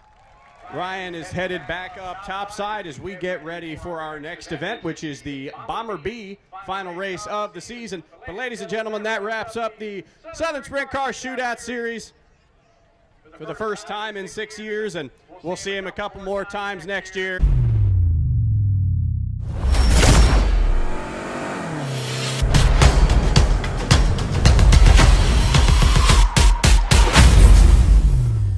Last time by, with Brandon Monroe behind the wheel of that car this time. We will see what the case is going to be. Lights are down on the pace car. EJ in the American Auto Dodge pace car, gunning the throttle down the back straightaway, headed to pit road as the field of 12 Bomber B strong getting ready for their final points event of the season. The lights are down. The pace car is on pit road. The field roaring around turn number 4. They head to the green flag. Here comes Ben Say and Brandon Monroe leading the field to green. watch the black 63 is Zach Curtis. He's got one already. Going to go way to the outside in turn one. Going to come all the way back down to the bottom. Through the middle, we got trouble. It's the pumpkin around in front of the field. And they made it. We're still green. Go, Ben, go. Ben Say got to get that car turned around. Zach Curtis, of course, spun around, almost spun around. He got through the carnage. He's moving. Ah, yellow flag. And before we got that to the will line. bring out the caution. Complete restart coming up. Ben Say, car number 3, contact, got spun around. The 15 of Brandon Monroe, very, very lucky save. He could have hit the backstretch wall, but nope. He flicked the wheel around and saved it before he could send it into the wall. And they'll get the pole position back because we did not get that lap in. The leader had not gotten back to the line before the yellow lights came on. Ben Say will pit, so he'll be at the tail of the field. All right, pace car going to storm away. Let's see if we can get some laps going here. Here we go. A very wild start to this race, and it doesn't even count because 0 laps are complete. It is Brandon Monroe on the inside with the 23, Tim Nicholas on the outside. Green flag back in the air. And Monroe jumping out to an early lead. Zach Curtis caught in traffic. A 3-car blockade forms in front of car number 63. 3 wide for the 4th position, though, as Chuck Rush is going to get it away, and Zach Curtis now on the move, passing all those cars that were holding him up in turn 1. Look at that move down the back straightaway. You got half the field in a lap. Here he comes, closing in on the second half of the pack. Who's going to lead lap 1? Tim Nicholas in the 23. Tim Nicholas up the front, Brandon Monroe in second. Here comes Lindsey Samian to the outside of Monroe. The 93 car way up to the outside groove in turn number 1. As here comes Jason Scrover entering the second place conversation. And just as we started thinking, oh, maybe he'll be back a little bit, here's Zach Curtis. He's going to go through the middle this time. No, Lindsey Samian shuts the door. Tim Nicholas continuing to lead. A couple laps complete. 23 Nicholas the leader. Then side by side for second. Curtis boxed in, but looking for room off turn number 2. Thinking about going through the middle, 3 wide. He pulls in and tucks in the line behind Lindsey Samian in car 04. Jason Scrover looks to the bottom of Zach Curtis, the last year's track champion, side by side with this year's track champion. Tim Nicholas out to a 3 to 4 car length lead over the 15. Tim says, you guys continue to run side by side. Don't let Zach through. But he's going to force a hole as Samian gets a little bit tight off the corner. Curtis up to 3rd and looking for more. Going to the outside of the 15 of Monroe this time. And going to get around Brandon Monroe. He gets loose there a little bit in turn number 3, slid up to the high groove. He takes second away from Monroe, sets his sights on the 23 of Tim Nicholas. Battle now for the 4th position between Scrover and Samian. Zach Curtis, with 4 laps complete, running in the second spot. Will he be in the lead at lap number 5? He closes the gap down the back straightaway. And he gets to the rear bumper, but slides, fishtails a little bit, gets loose. He moves to the bottom of the 23, tucks back in line, couldn't make the pass. The 23 and the 63, Nicholas and Curtis at the front of the field. The battle still for 4th between Samian and Scrover. 5 laps complete. Curtis looking for the lead. He's to the bumper. What can he do here in turn number 3? He follows Nicholas to the corner. Oh, the 23 getting a little bobble there, but Curtis can't find a lane. Tim Nicholas will lead lap number 6. Zach, we were both wrong. We were. Tim Nicholas holding his ground here against Zach Curtis. No matter how many times he puts the rear bumper to him, the 23 a little bit loose there that time, slid up in front of the 63, but he held his ground and he kept the position. Zach giving him everything he can handle. The 23 driving the wheels off that car, trying to stay in front of the dominant driver. And while they battle, the rest of the field cannot close back in as Brandon Monroe is big sideways off forward. Samian's going to keep the momentum up and try to get by. Zach going to try the high groove now on the 23. They're door-to-door on the exit of turn number 2. Nicholas got a little bit loose, and there he goes. Zach Curtis to the lead. And that's bad news for the rest of the field. Curtis got tired of riding in the tire tracks of the 23, moved up a lane, and it worked. Zach Curtis to the lead as the battle continues to rage in his mirror. Monroe is standing now side by side with Chuck Rush and Lucas Johnson, 26. 26 is having its best run of the season. Tim Nicholas was riding very close behind Zach Curtis, but out of turn number 2, almost slid up into the backstretch wall. Got about a car length and a half gap now on him from Curtis, but we've seen Zach Curtis take off like a rocket ship before. He's still in striking. Trouble here, front straightaway. Johnson going to go around, and going to paint the wall muddy. Caution flag is out. Lucas Johnson, we just talked about how well he was running. The announcer jinx comes into play. Saved the damage from his car, though, thankfully. Literally, I think the mud he kicked up saved that car, because you couldn't fit a piece of paper between him and the wall. And give him a round of applause, folks. That's a heck of a save.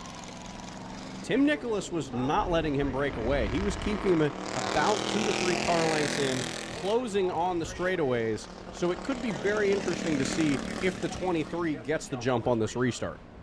Showing 10 laps to go here, so halfway through this Bomber B main event, so a lot of racing to come here this evening. Some very close championship battles to settle. Swerving around, and we'll move to the outside lane.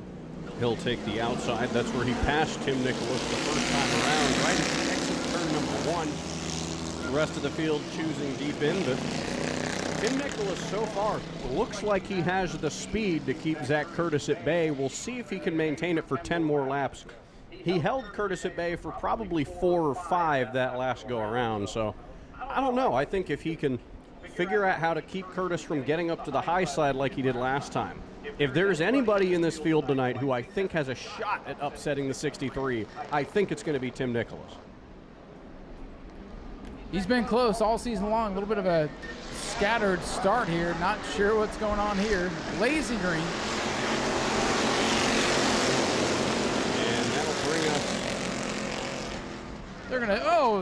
They're gonna throw the yellow, but we might have to throw the yellow anyways for the back half of the field trying to wreck. Yellow is out, no start. And they will wave off the start.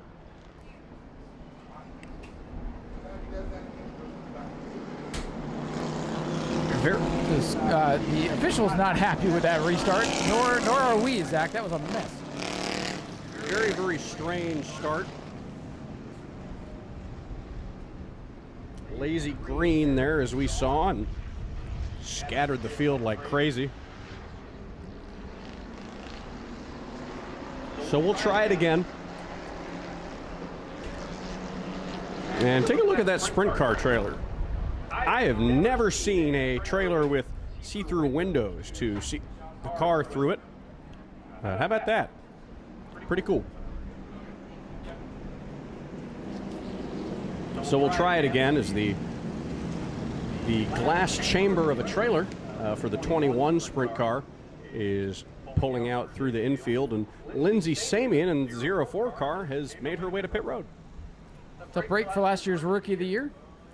Dad Doug's going to hop over and take a look at the right front. So got one of these Crown Vics, and boy, if he didn't wall up the wall at the beginning of the year in February at the World Series, one of the hardest crashes we've seen all year, but that car continues to play games here on the restart. No, he's not going to do what he did last time. He's pulling right up next to Curtis on the restart. Green flag is in the air, and Nicholas is going to get a push from the 15 of Brandon Monroe. He's going to get an early lead as the field races into the first set of corners. Well, Curtis is sideways, but have no fear. That's how he wants to be. Loose is fast, as they say. Scrover going to try to come around the outside. Zach Curtis away with the lead. Zach Curtis jumping out to about a car length and a half lead as they come to the cross flags. That'll be halfway when they hit the line. Zach Curtis in the lead. Tim Nicholas still holding on to second as Brandon Monroe dives to the bottom to try to get third from Jason Scovering.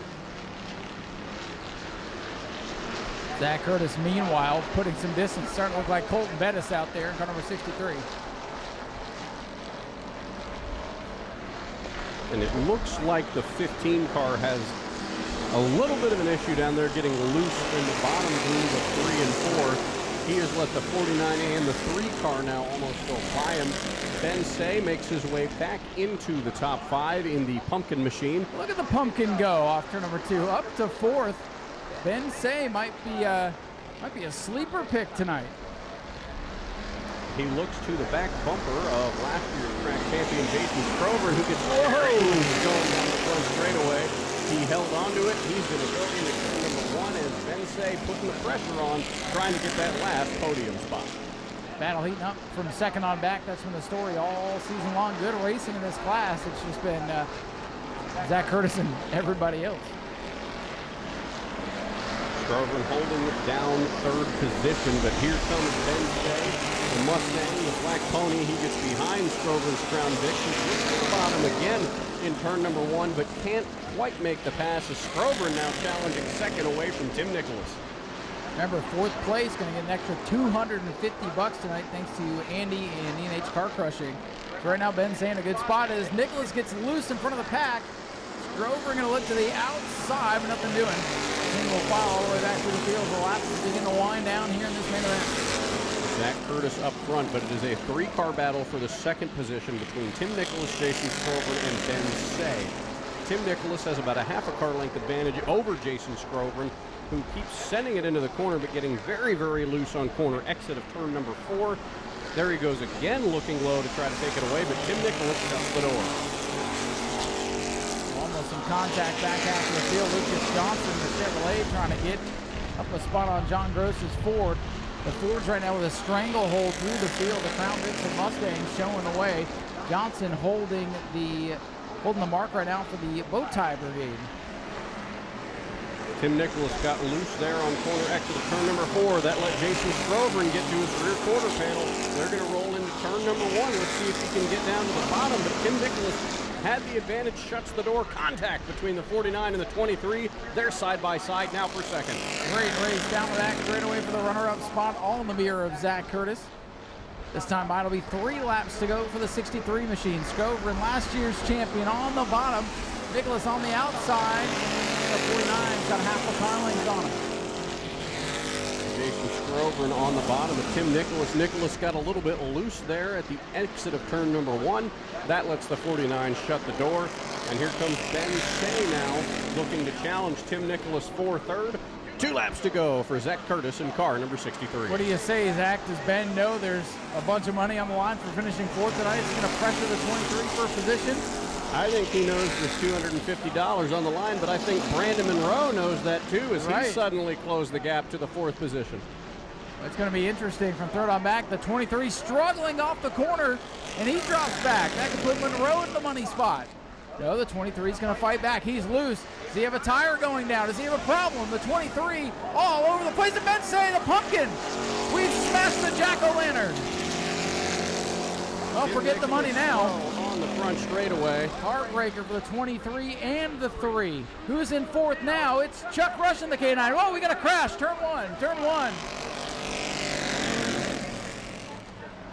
That'll bring out the checkered flag. Zach Curtis going to yellow get and the win. checkers. Jason Scrovern second, Brandon Monroe third, and Chuck Rush in the money spot. He'll get 4th. Well, that was a wild finish. I was watching the cars wrecking, and the checkers are flying. Meanwhile, with all that going on, Zach Curtis comes out unscathed.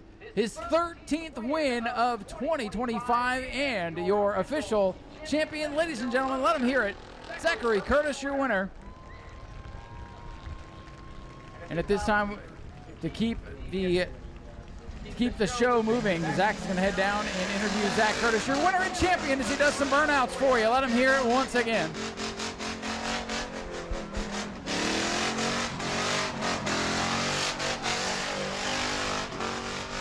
Zachary Curtis burning down the house, his 13th win of the year.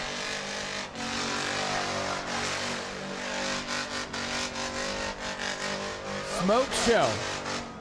Getting rid of the mosquitoes. And right through victory. Perfect!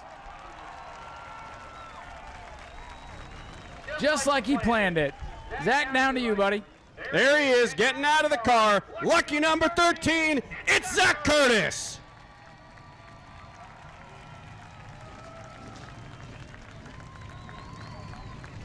Your race winner and your season champion does it again.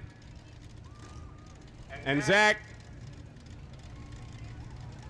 what a win for you. You fought off the hard charge from the 23 car. Your 13th win of the season, a fantastic burnout from you. Took a while for you to get up to the front there. I almost thought it might take you a few more laps. What was the battle like with the 23?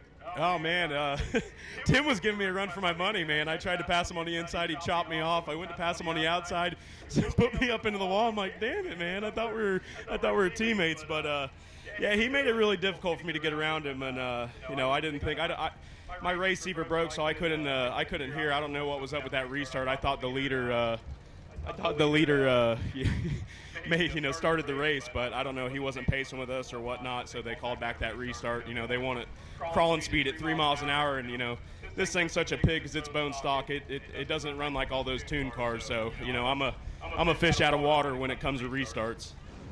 Your 13th win of the season in front of a packed house here at New Smyrna. Is there anybody that you want to thank for this fantastic and dominating season that you have had here? Yeah, thank you.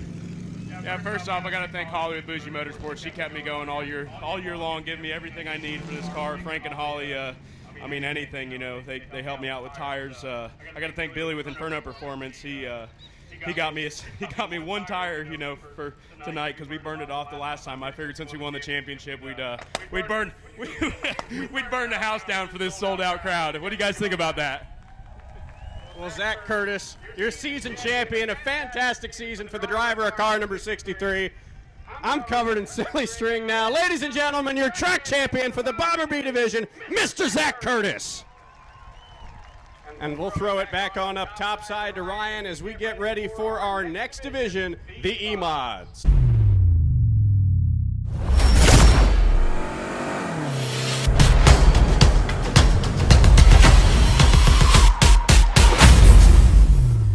Pace car. The whole field fighting for one last win of the season, and the two men in row number 2 fighting for a track championship in the division. Ken Copley, the seasoned veteran. Michael Mark looking to make a breakout season come to a fantastic end. Well, let's see what's going to happen here. Pace car pulling to safety. Dylan Sale, the leading rookie, brings us off of corner number 4. Green is out, and it's Gaten on the outside. Big red. And there goes Michael Mark in the 53. Mark pushes Gaten up. Dylan Sale currently battling with Mark for second. Here comes Copley on the bottom, but how about the 14? Wow. Dalton Simons shooting past the back 3 cars as he now enters the top 5. Well, contact with the leaders. They stack up here in turn 4. Sale and Gaten got together. Here comes Michael Mark. Mark would love to go out a winner and a champion here. Sailing around the outside. And the 93 is a little tight coming off the corner. Michael Mark, the championship leader, to the front. Michael Mark at the front of the field. Bruce Gaten in second. Ken Copley on the outside of the 14 of Dalton Simons as they roll through turn away. And the 45 barely touches the ball on the front straightaway. He keeps it clean, and everybody single file through the top 5. A wild start to this one, but things settle down, and the brakes have all gone away of Michael Mark. The 53 car in good position as he walks up the racetrack a little bit. Dalton Simons, though, the 14 car, that's the one I've got my eyeballs on, coming from the back of the field up to 4th. Ken Copley needs to latch onto the bumper of that 14 and maybe follow him through. Simons all over the bumper of the 12, but Dylan Sale as they move down the back straightaway. They enter turn number 3. He's looking for a window. He's got it. He goes to the bottom of Sale. Contact between the two. They roll into one, but Sale keeps his position on the podium, and Copley is closing the gap to Simons. 5-car breakaway at the front of the field. Simons working on the back bumper to Dylan Sale, number 12. Michael Mark continues to lead in conversation. There's Dalton Simons now, side by side with Dylan Sale for the 3rd position. He's going to move down to the bottom. About half a car length separating now. He gets the charge, he gets the air draft he needed. He will pull in front of Dylan Sale. Welcome to the podium. I don't think he's done yet. That 14 car rolling towards the front. 93, I don't think he's done yet either. He continues to put the pressure on car number 53 of Michael Mark. And Ken Copley in the 7 car sort of sitting in dead air right now. He's not out of the competition, but he does not have the draft needed to get in with these top cars. He needed to latch on to the 14 and see if he could pull him up to the front, but now he's once again sort of a sitting duck. Contact between the 93 and 14 there, that quarter panel. Oh no, Simons with a tire down into the outside wall. Caution is out. That's all it takes. Right there, Zach, the championship contenders have that happen. That's all it takes. One touch of the tire and your day is done. The 14, the fastest car on the racetrack with damage. We'll see how bad it is. Not sure if it's terminal or not, but the with those open wheels, if you hit the wall like that, it's usually not good news. The 14 car, Dalton Simons, up into the wall, bringing the caution out. He had a tire go down. Absolutely not what we wanted to see out of one of the breakout drivers and one of the continuing the Simons family legacy. He's had a great season. We saw him earlier this year throw a big motor in, go race out with the big modifieds. He's making a name for himself out here in the modified division. His dad, Jerry, of course, a seasoned veteran, and Chase dominating in the super stock division, so you hate to see it. Kind of a roller coaster year for the rookie. A lot of wins, but it's been feast or famine. They either go out there and win or they have problems. A couple of weeks ago, problems in that heat race here involving the Eugene Tuminello incident here on the front stretch, and we're able to put the car back together and go out and win the race, and you see the crews going to work. So again, you never really know. Simons over till it's over. Tuminello both multiple wins on the season, but like you said, it seems like they either finish in first or they go out in a blaze of glory, and you see something like this happen. Aaron Foy just needs to finish ahead of Dustin Higdon. It is essentially now whichever of those two finishes above the other is going to be the track champion. All the while, some other drivers still looking for a win. It's going to be exciting. It's going to be very exciting. The Bomber A's all year long, it's been tooth and nail between Higdon and Foy. And we're going to see it come right down to the last lap. And again, if you break out on the final lap, that's it. You don't have a chance to recover. Yeah. Could see something like that happen. 7 E-Mods left standing as Dalton Simons' crew still continuing to work on the number 14 car. And word from race control, they are choosing this next time by. He's climbed out of the machine, so it looks like the night is done for the Tomahawk. They'll do the Tomahawk chop on that machine and get it ready for next year. Very unfortunate for him. Dalton Simons, promising young driver. Very much living up to the family name, the Simons family. Fantastic legacy here at New Smyrna. And I'm sure we will see Dalton competing for championships for many, many years to come. After the choose, it'll be Michael Mark down on the bottom of the racetrack with Bruce Gayton to his outside. Dylan Sale back in row number 2 with Ken Copley, the other championship hopeful, outside of row number 2. Pace car to safety. Field stacking up, but slow restart, and the inside lane once again gets going. Michael Mark out to a 3, 4, 5 car length lead, and Ken Copley again in the wrong line. Copley slammed into the back of Gayton's number 93 car on the restart. Gayton, oh, and around goes Ken Copley. Copley. I'm not sure if he's going to avoid the wall back there as he disappears behind the haulers. And that waiting. should, let's see, we're going to get a lap in. We're still green. That'll bring out the caution. We did not get that lap in. We did not get that lap complete. So now Ken Copley, who's disappeared from our vantage point, went around. He had it woed up pretty good there, but he went sliding down the bottom of the racetrack. We are waiting on, and there he is. He's moving. Ken Copley is car moving. Looks good. It looks like he avoided the wall, Ryan. How bad are those tires, though? Went for a long slide. Got to listen, because if he doesn't get down there, he'll be scored to the rear. Waiting for race control to say it. He has not gotten down on the inside. This could be a big mistake for Ken Copley in the 7 car. Got to listen to race control. Green flag is back out, and he never got back down on the inside. Zach, we'll see how it all plays out. And Michael Mark takes off. Car length lead over Bruce Gayton. Oh, sliding boy. up goes the 45. Copley touches the back. We keep them straight, and here comes Dale Howard in the 63. Top 3 going to break away side by side for 4th. Howard on the bottom of the Michael staying that white number 45 machine. Ken Copley boxed in right now, but I believe under penalty anyway. Copley drafting the back of the 63, caught in the airstream, trying to get around the 45 car. And it's 3 cars under a blanket there as the 45 goes Copley all over the back bumper of Dale Howard. Contact between the 2 drivers. It's all going bad for Ken Copley at this point. The spin, and now did not line up properly on the restart. As a caution car, you go to the end of the longest line, and it's Michael Mark in control. Boy, the complexion of this race changed in a hurry, huh, Zach?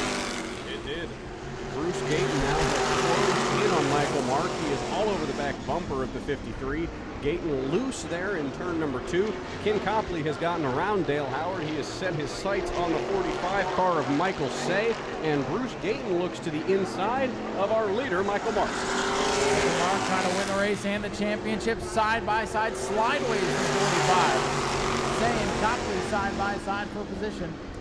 That'll move Copley into the 4th position, but Michael Say not looking to give up the position easy. He lost the front end though. And he's loose. Gayton and Sale putting pressure on Michael Mark at the 3-car breakaway. The top 3 nose to tail.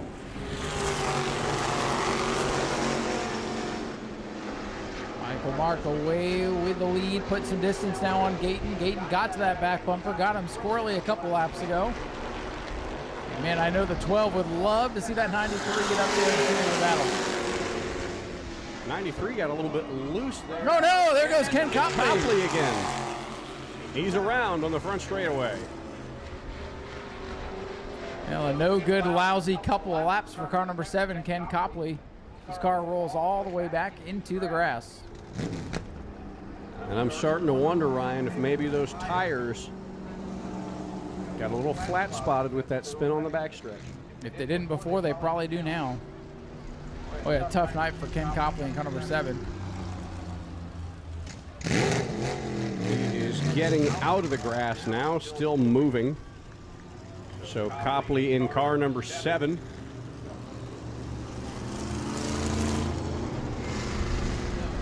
And once again, he does have to go to the tail end of the longest line. He did not do that the last time by, so he was not scored correctly. So Ken Copley needs to restart at the tail end of the longest line. If not, he's going to have to serve yet another penalty, and, well, that would really just add to the terrible, horrible, no good, very bad race that we have seen from our second place in points man, Ken Copley. Let's choose. Let's go back racing. Michael Mark going to go to the bottom. Gayton looks outside. Everybody else follows in tow, and looks like 3 and 3 in both lanes. Yeah, so Ken, he's at the tail end of the longest line no matter what. So, Ken Copley back in the race. He is clear with race control. If that caution hadn't come out, he was going to be scored at the back of the field. So, and give him the benefit of the doubt. It's hard to hear with those receivers sometimes in those loud race cars, but it is the driver's responsibility to monitor race control. EJ is going to pull down pit road. And Michael Mark and Bruce Gayton going to be side by side as they roll off of turn number 4. The green flag is back in the air, and Mark gets another jump out front. The 93 does not take off very well, but it's fast. Look at him roll the corner right to the back bumper now of the Michael Mark car. And you know Ken Copley is really hoping that those two at the front tangle here, because Bruce Gayton has been all over the back bumper of Michael Mark these last couple laps. Now he looks to the inside. He puts the 53 up high. It's a battle for the lead. Ken Copley is on the gas. He just drove right by the 17 off turn number 2 a lap ago. Now he's to the back of the 45, trying to get himself back in the mix. And Michael Mark looking to be that champion, looking for his second win of the season. First one came via disqualification, so would love to take one on the racetrack.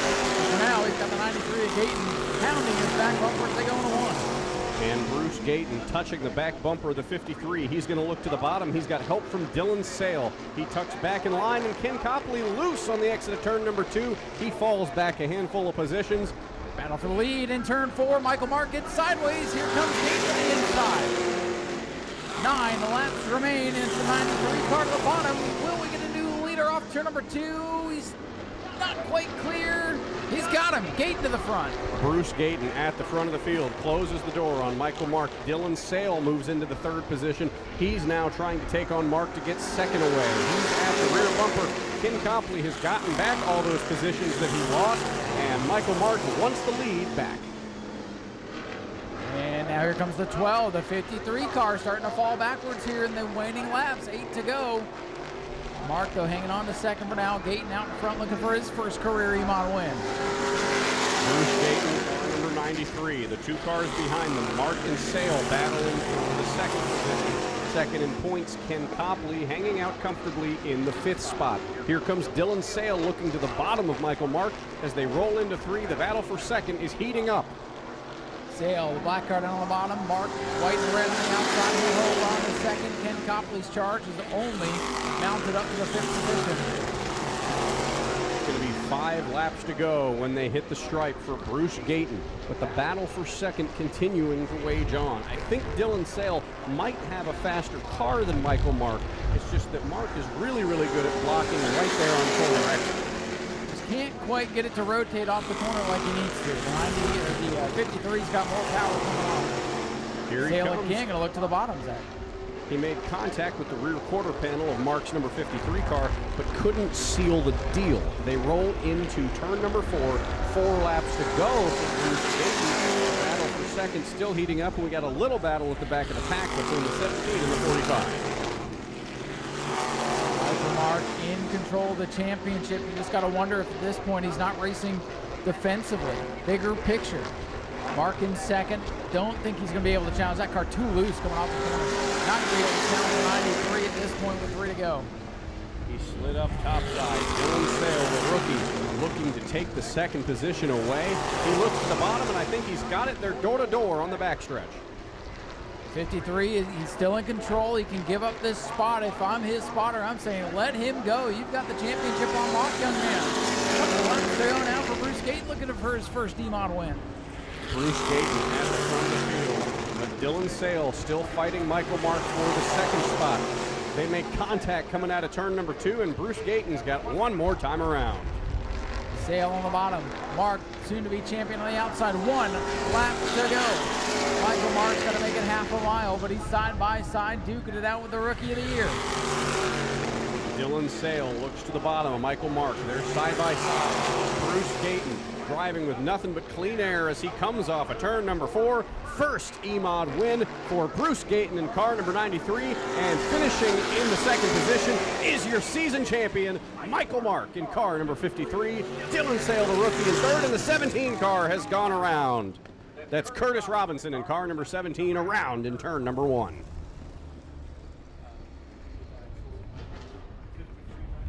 And it was contact that sent the 17 up into the wall, but the 93 of Bruce Gayton has come home with his first E-Mod win. And as he comes around, fans, let's hear it for the race winner, car number 93, Bruce Gayton, and in second place, your 2025 E-Mod season champion, Michael Mark in car number 53. Ryan is headed down trackside to grab a word with our winner and our champion as Bruce Gayton parks it in victory lane. And ladies and gentlemen, let him hear it. Bruce Gayton is your E-Mod winner tonight.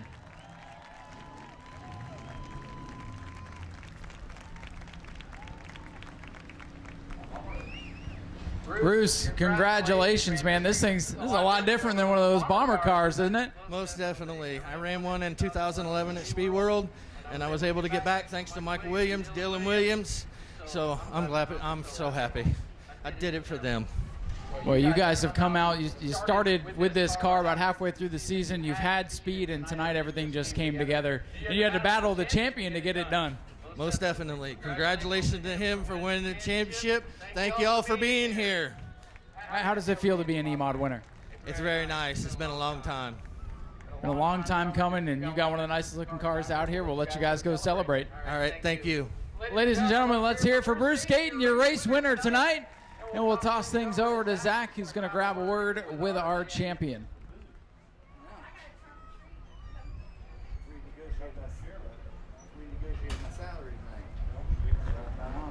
Our 2025 E-Mod track champion, Mr. Michael Mark. Michael, a little bit of a battle there for that one, but you brought it home in one piece, and most of all, you are our track champion. What a season that you have had, just overcoming everything. What are your thoughts on all this as you are now a track champion? Just incredibly thankful. Can't thank my family enough. A lot of emotion here from our winner, Michael. Ken Copley coming over, showing some sportsmanship. Our runner-up, Ken Copley. And Michael, you had to do battle with one of the decades-long veterans of this track in Ken Copley to get this championship locked up. what does that mean to you coming home with 1 win on the season? Is there anyone that you want to thank for helping you get this car together and everything that this season has been for you? Just these 2 guys right here, my dad and my uncle, my other uncle who helps out, my aunt who likes to Facebook it, so anybody who doesn't show up can watch, and just it's a whole family effort. I was trying to drive the wheels off, but almost hit the wall. I think I hit him. So, but hey, we come out with it. Here we go. Mr. Michael Mark, that battle you had there with the 12 car coming off of turn number 4. Of course, Bruce Gayton coming over, shaking our champion's hand. Did you have any thoughts when you were battling the 12 of maybe letting him by because you know you had the championship? But no, you raced him till the bitter end. How was the battle with Dylan Sale, the Rookie of the Year? Oh, it was fun. It was fun. I mean, every time I come here, I want to win. I don't care about the points or anything. We won. Yeah, he won tonight, but we won a championship.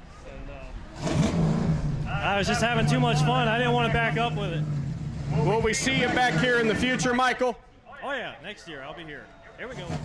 Well, congratulations on a fantastic season, ladies and gentlemen. Your 2025 E-Mod Series champion, driver of the number 53, Michael Mark.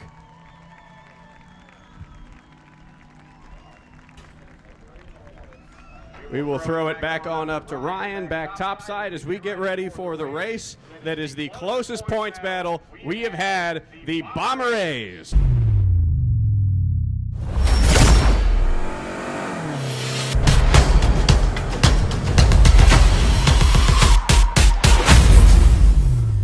Daniel Snyder, we have just confirmed. I figured it was a Snyder. So Daniel Snyder making his return in car number 55. He used to be a full-time competitor out here. So Daniel Snyder will be in the 55. Just got that confirmation via text and scoring at the same time. So thank you to our pit road sleuths tonight helping us out up here in the tower. Well, let's get ready to go green flag racing. 20 laps, Bomber A's, 24-second rule in effect, championship on the line. Race win up for grabs.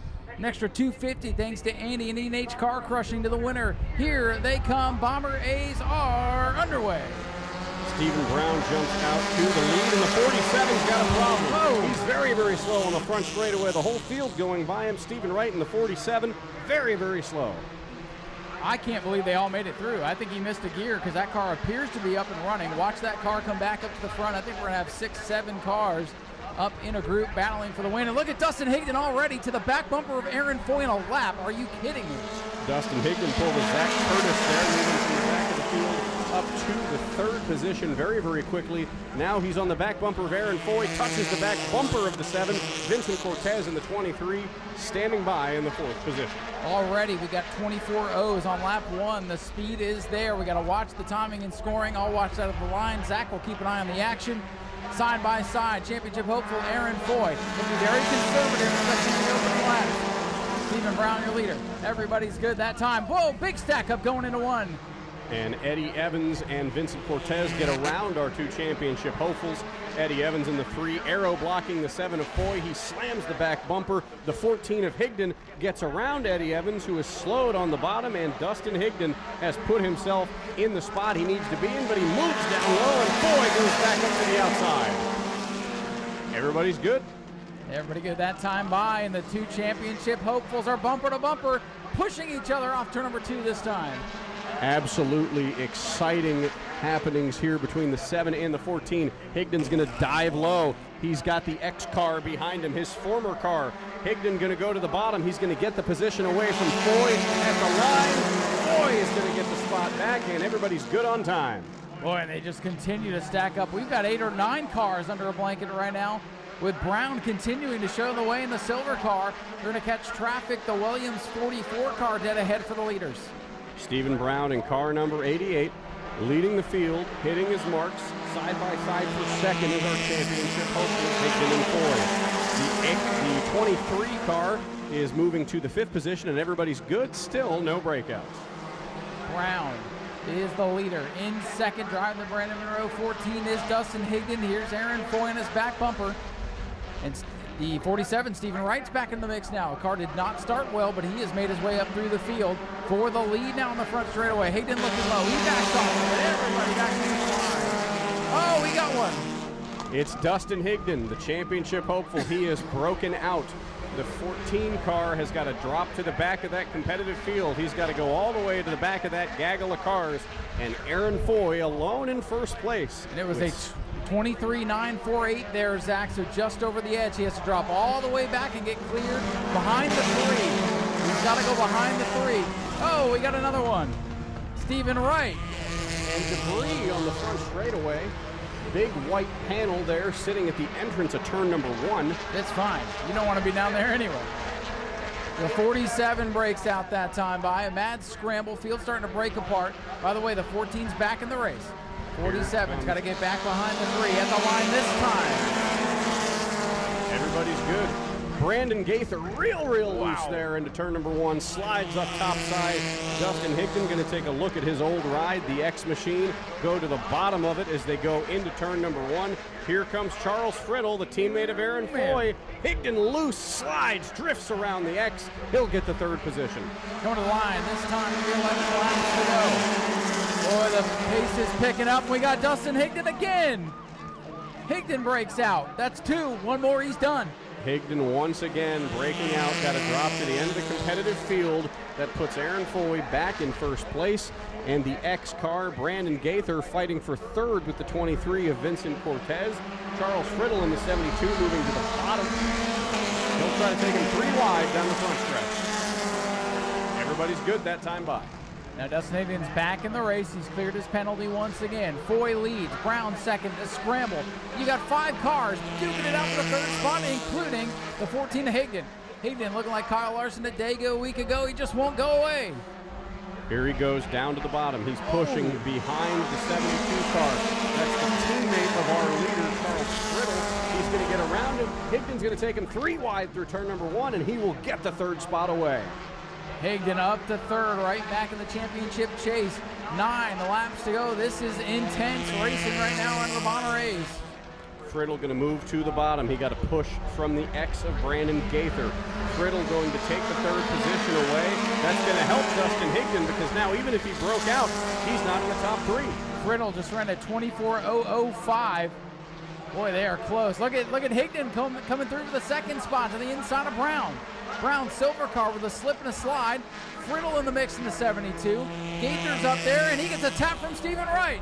Brandon Gaither, what a wheelman. He hangs on to it. At the line this time, fully leads. And the X of Brandon we got Gaither 2 of them. covers the 47. Higdon and the 72. That's 3 for Higdon. That's 3 breakouts for Dustin Higdon. Higdon's done. And that's it for Dustin Higdon. Car number 14, 3 breakouts. Higdon's out. Champion is the 7 if he doesn't himself break out. Aaron Foy to the line. Aaron Foy, all he's got to do now is just complete the rest of this race, and the championship is in his hands. Side-by-side battle for 2nd between the 2 Stevens, Wright and Brown. Stephen Brown in car number 88 currently has the advantage. Charles Friddle back into the top 5 after his breakout. Heartbreaker for Dustin Higdon. I know he wanted to be in the better car tonight, but I think that might have been to his detriment. Although the X Machine with Brandon Gaither on the wheel is starting to struggle. And Stephen Wright in car number 47 has broken out. Will be his 2nd. The field really starting to string out a little bit, and here comes the 23, Vincent Cortez, into the mix for the first time tonight. He's up to 4th. That blue car. We're coming to 4 laps to go. Your leader, Aaron Foy, last week's Bomber Bowl champion, looking to be the division champion. Vincent Cortez looks to the outside of Charles Friddle, who has just broken out. The 72, Charles Friddle, he's got to move to the end of the competitive field. Vincent Cortez sets his sights on Stephen Brown. He's winless so far this year, Vincent Cortez. He's had a lot of fast cars. He might try to end out the season with a win right here if he can get around the 88 and the 7. Times at the line, they are backing down the, oh no, Vincent Cortez. And announcer's jinx there for the 23 car of Vincent Cortez. He's got to move to the end of the competitive field. 2 laps to go when they hit the line for Aaron Foy in car number 7. Cortez is clear of his penalty. The competitive field is now 5th as it's really strung out after the Higdon breakout. Foy to the line with 2 to go. And we got Stephen Wright. That's 3 for him. Stephen Wright again, he's now out of the race. And that'll bring it in for the 47. And now Aaron Foy, Stephen Brown, and Charles Friddle.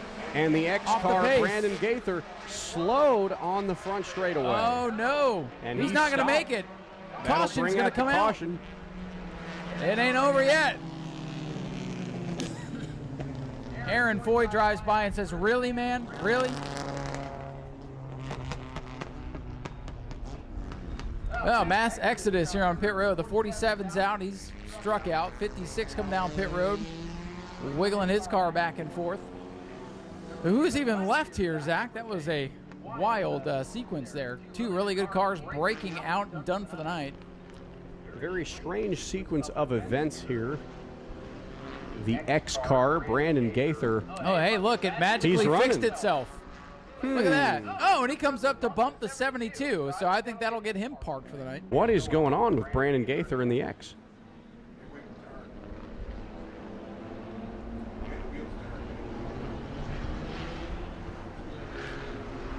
Looks like maybe not an intentional collision there.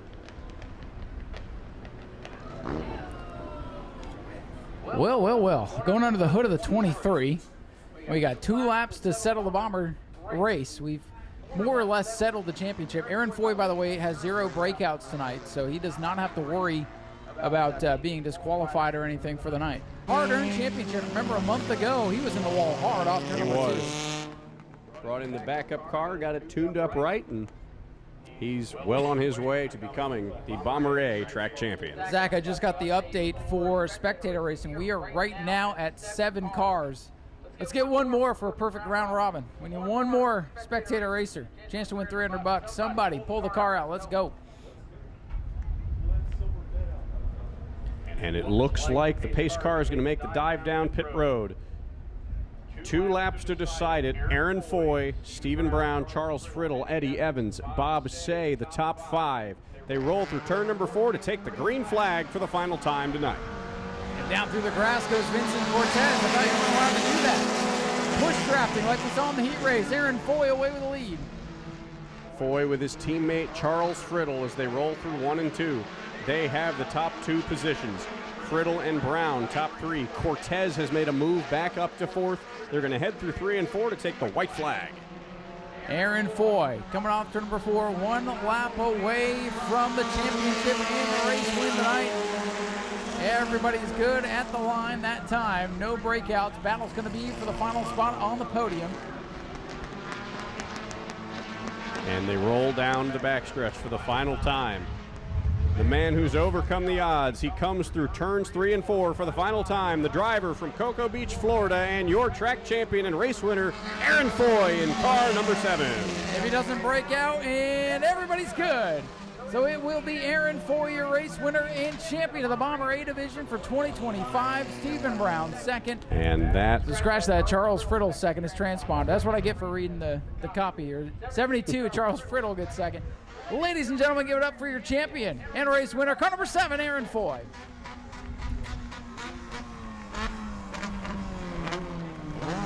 And ladies and gentlemen, here he comes. Your race winner and Bomber A champion for 2025, Aaron Foy in car number 7.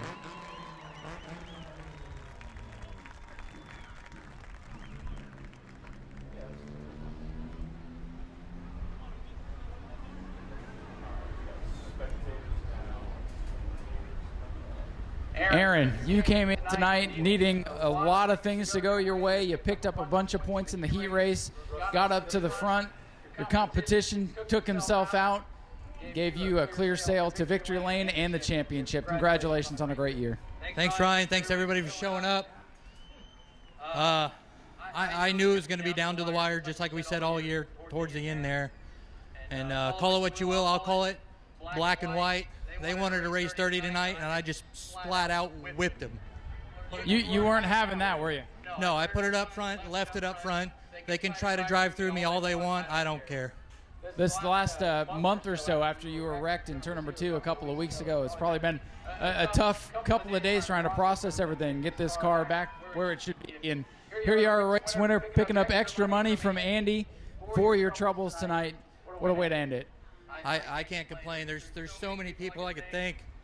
Racing with Ryan podcast, Tom with Speedway Video, Andy, Never Give Up Racing, my wife, my dad, my kids, my mom, Charlie, Steven, my Uncle Jimmy, everybody. It takes an effort to put it up here all year and battle it out. Well, what a great year it's been for you, and now you can take it all in. You're the champion. Now all you can do is celebrate. Congratulations. That's all we're going to do. Thanks to everybody for coming out. We're going to have fun tonight. Ladies and gentlemen, give it up for Aaron Foy, your winner and champion for the Bomber A division. Good job to Charles Furl as well in car number 72. We're going to keep things moving along, let the pictures happen down here with Jim Jones. Charles part of that team, so he's going to hop in there and get the pictures. Then we'll head back up topside. We got some more racing to come. Stick with us.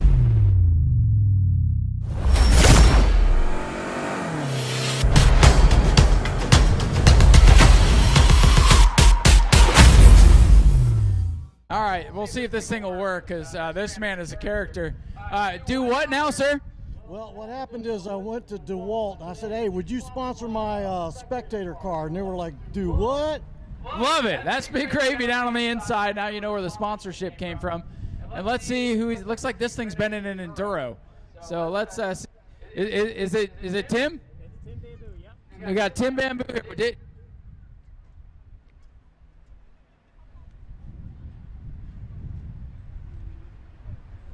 This thing, I know that didn't pick up, but this thing survived the Ultima 600 at the Freedom Factory, so that's where it came from. But I guess, hey, it's street legal. Let them rip. You're up against Big Gravy. Sorry about your draw. Let's get to safety. We will wait for the flagman. Tyler will give him the green. You got Big Gravy on the inside. You got Tim from fresh off the 600, the Ultima race at Freedom Factory. Pick your winner now. They'll watch Tyler. And green flag is out.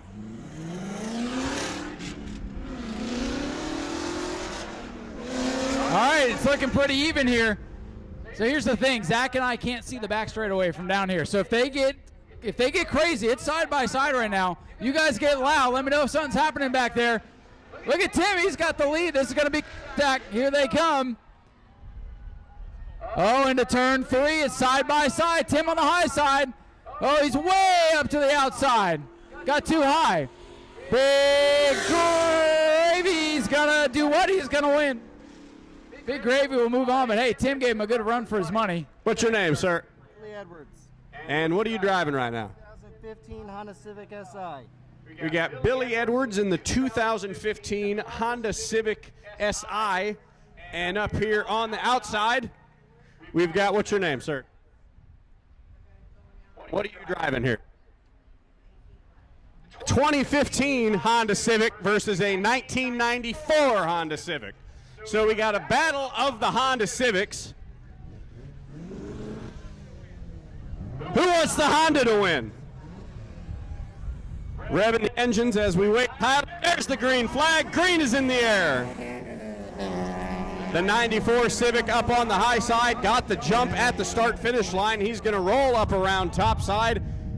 Missed in the braking zone by the 2015 Honda Civic as they roll onto the back straightaway. It's the 94 Honda Civic, about 2 car lengths ahead of the 2015 Civic. They roll down the better half of the back straightaway into turns 3 and 4. 2 final corners for these 2 Honda Civics. The 94 Civic slides up topside, and it's going to be Emmett in the 94 Honda Civic taking the checkered flag. He'll be moving on. All right, Ron, you drew the short stick too. You're up against Justin Otterholt. He wins a lot out here. Does that make you nervous? You know what I got to say about that? 6-7. Perfect answer. There you go. Spray paint that on the car somewhere for next time. All right, Justin Otterholt. It says go Big Gravy on the side of your car. The minute I get in the window, the microphone's going to stop working. But what do you have to say to him? He said 6-7. What do you got? I don't know what I've got. It's 2013 Audi, and I'm going to do my old hook and book routine, and I fix this car myself, so hopefully no parts fall off. All right, well, the fans would love to see that. We got hook and book versus 6-7. Pick your winner now. I'm going to get out of the way. They'll wait for Tyler to wave the green flag. Justin Otterholt on the outside. We got Ron Henderson on the inside. And we got Justin Otterholt out of here. All right, Justin Otterholt's got a comfortable lead, but remember, he's still got to make it through all the...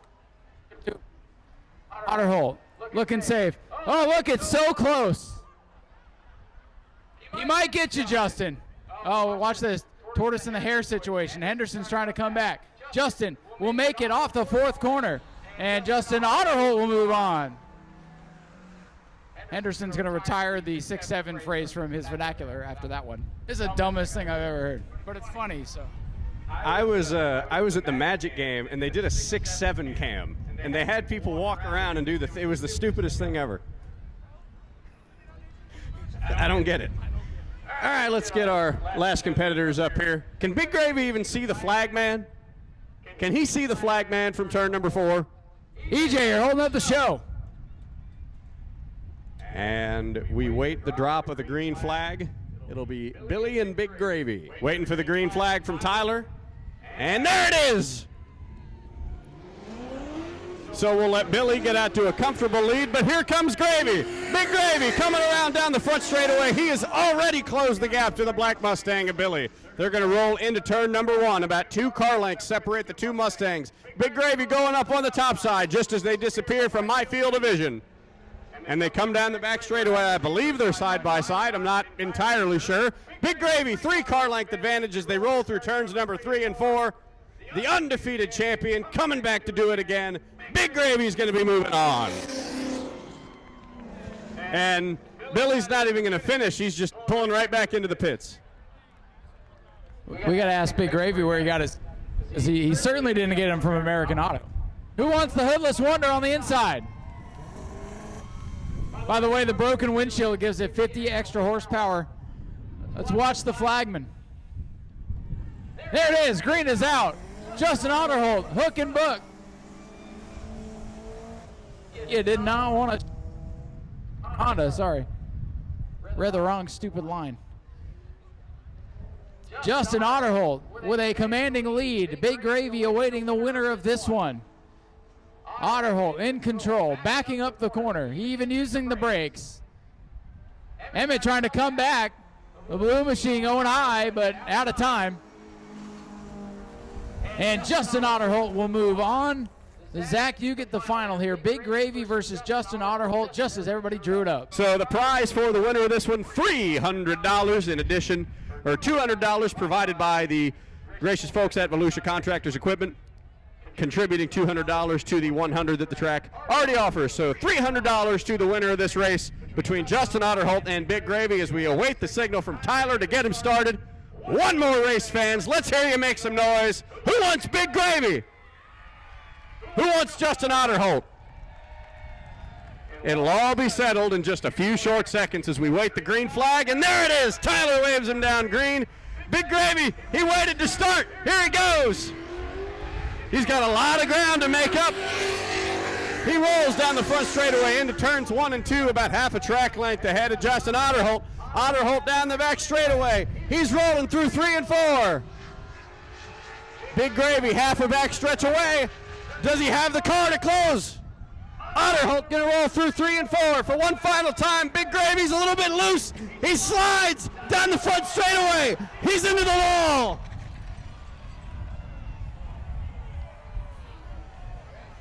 Big Gravy into the wall. A hard crash at the exit of turn number 4. Gravy waving to the crowd. Safety crews on the scene. He's okay, everybody. Thumbs up from the driver. Justin Otterholt is your winner. He is running over to check on Big Gravy now. Absolutely not what we wanted to see here at the end of the night.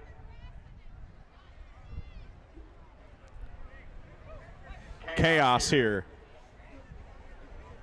as we await news on Big Gravy. He's okay. Just got to get him out of the car here. There he is, everybody. Big Gravy, ladies and gentlemen. Justin Otterholt showing some sportsmanship there to the 2 titans of the series here in Spectator Racing. And with all that settled out, we'll take a minute to head on over to Victory Lane and catch a word with our winner, Justin Otterholt. Justin's going to pull on over to victory lane, and we'll grab a word with him when he gets over there.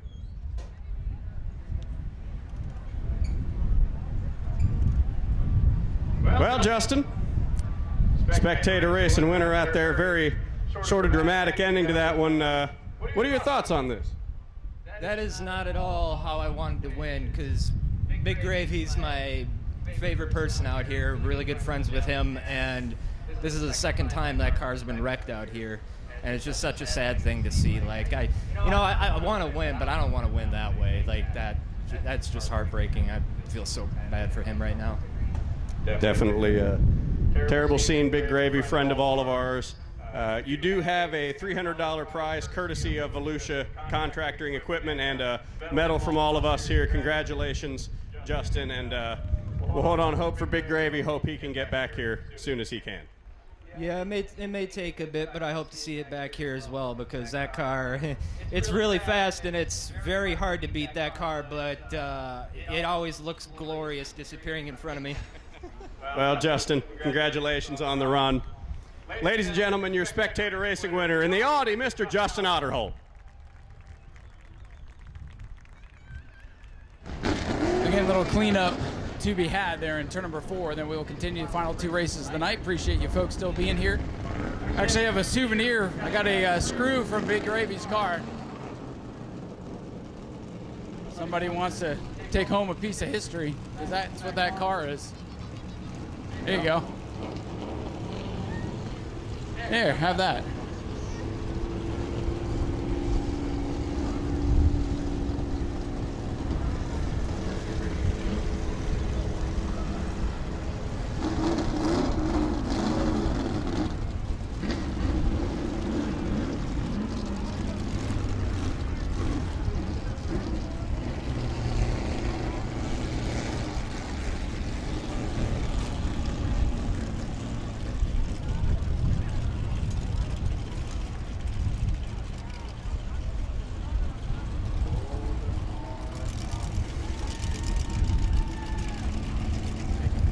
Well, folks, we'll get everything cleaned up, get the ground pounder race going in just a minute. We'll throw some music on here in the meantime. Thanks for sticking around with us.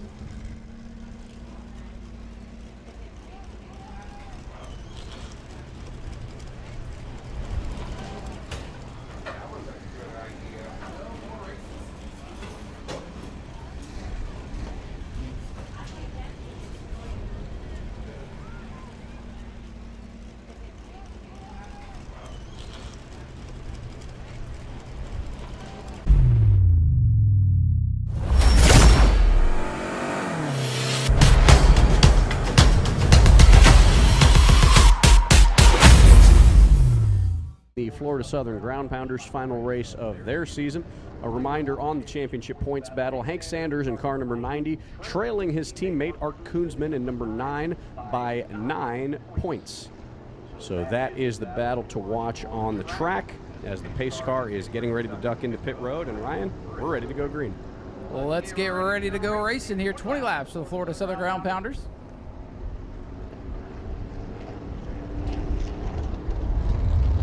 Here we go.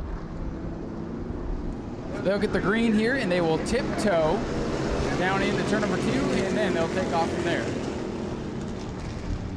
And this is per their club rules, so yes, this looks a little bit different from what you're used to seeing. And now they are off. Eric Sauer getting a massive jump out to the front. Here comes Toby Smith and Art Koonsman behind them, but look at Hank Sanders already up a couple positions, getting around Bonaparte now. Art Koonsman with the roll on Toby Smith, trying to take away second. Good orderly start here for the Ground Pounders. Field getting single file, watching the red number 90, Hank Sanders. Trying to work his way up through the field in that modified. He and Toby Smith going to duke it out for the modified championship. Toby in good position for now, but with the 90 stuck out back, we'll see him in win. Another car, it's Frank Pelkey's 4D, but look at Art Koonsman. He's up to second. He wants the lead from Eric Sauer, and he's going to get it. The 9 has passed the 9, and now it's Art Koonsman and the villain in first place.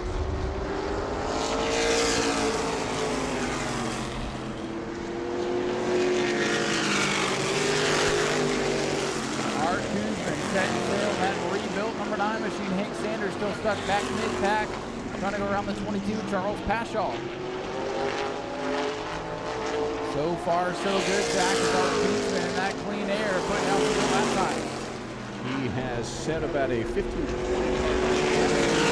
Eric Sauer, and that gap is growing as he is about to already come upon his top group of slow cars. Hank Sanders making the pass on Jody Modine. Oh, Hank Sanders into the wall on the back straightaway. A little bit airborne, but he was able to get it back onto the track, and he's still rolling. Let's see how bad the damage is as he comes by. Looks to be in good shape. Hank will continue on. That could have been catastrophic for Hank Sanders.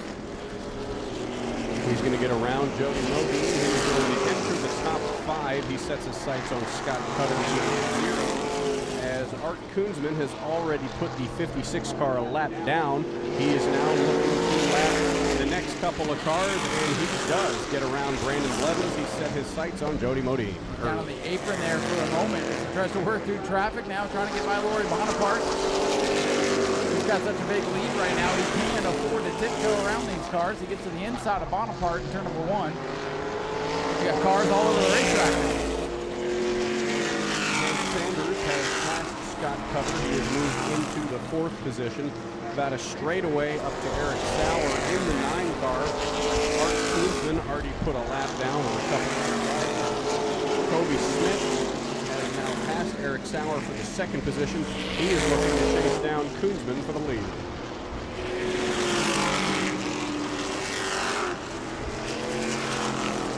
Koonsman on the outside of traffic now, off to number 4, Eddie Freeman down on the bottom of the there. Now going up to follow the street. Those swap lanes go to the inside of Smith, and he'll get by.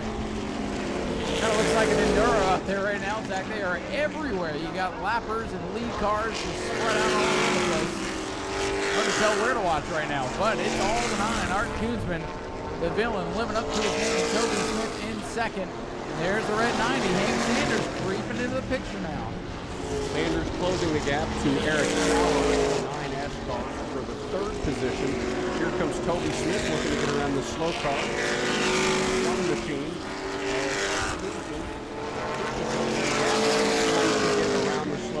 Frank Pelkey in the 4D, and a slow car on the back straightaway is Colin Smith in the 111. He is headed down to pit road. Car is very, very slow right now. I believe he'll make it back to the pit. We stay green. He's going to put the lap on the Frank Pelkey car. And he does make the left turn into pit road. Tough break for Colin Smith as Hank Sanders has passed Eric Sauer now for the 3rd position. He's looking to chase down Toby Smith's 18 and then make up the half a racetrack gap to his teammate Art Koonsman. Good news for Eric Sauer. He'll still be first in class. He's using the sportsman side of things right now. Art Koonsman leads the stock cars, and Toby Smith leads the modifieds. This is winding down with 7 miles to go. Very clean racing out here as Art Koonsman finds himself in a gaggle of cars in traffic, currently behind the 22 machine as he gets around Bonaparte's 11-11. Playing with traffic, it's Art Koonsman.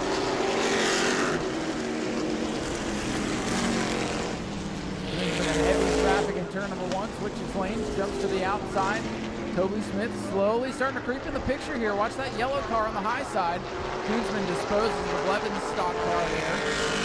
And Hank Sanders, here comes that 90 car. He's starting to tighten up here at the end with 5 laps to go. Sanders he's chasing down Toby Smith's number 18 car. Both within striking distance now of Koonsman. They turn the jets on. Here comes Sanders looking to the bottom of Smith. They roll down the back straightaway. He's trying to get a run. See if he can use the 22 car Paschal as a pick. Sanders trying to modify here, dives down to the inside. Oh, has to get to the inside of traffic too. Paschal gives room. Hank Sanders up to 2nd overall and 1st in class now. He rolls now trying to chase down his teammate Art Koonsman in the number 9 machine. Just a reminder that Hank Sanders beats Koonsman to win this race. That still would not win him the championship. That would not make up the 9-point gap. He would need something to happen to his teammate Koonsman.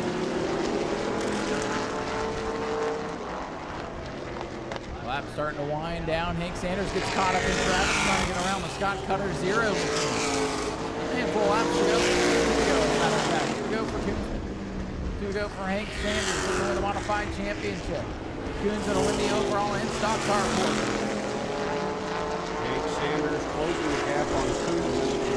Is about to receive the 2-lap white flag, excuse me. 1 to go for our Coonsman. Maybe not. Oh, trouble. 1 car throwing a wheel in turn number 2. Around and around and around it goes. The field gets on the binders, but the wheel going down the back straightaway. Losing spots as it dives down into the grass. The wheel is off the Blevins machine. And that car went spinning like a top in turn number 2. We'll get the wheel credit for an extra lap complete. And in the fine words of Darrell Waltrip, you picked a fine time to leave me, loose wheel. Thank you, Zach, for being the brave soul to sing that. Somebody had to do it. I was going to make Rusty do it, but you volunteered. So the caution is out. The reason for that, of course, the M19 car. Brandon Blevins going for a spin, losing a wheel. Another one where we were so close to the end, and now we got to do it again. We're going to have a battle for the win. That's the case here with 2 laps to go. Final 2 laps for the Florida Southern Ground Pounders in 2025. Great group of guys, great field of cars. Pace cars off. Boy, they almost caught the pace car. Green flying in the air. A couple of editors up here in the front. Cruising gets the jump. Ken Hank Sanders. Oh! Lockup going into the corner. And 1 car sideways. Charles Paschal. Hang on to it, Charles. What a save. We continue on. That was scary for a moment, but our Coons went away with the lead. Hank Sanders looking up topside. Here comes Toby Smith on the bottom. Contact, there they go! They're around. Smith is around. Sanders is around. The top 2 modifieds have gone around. Oh, boy. Hank Sanders all torn up with Toby Smith landing in the trunk of car number 90. And that will pretty much settle the championship discussion right there. With Hank Sanders out of it.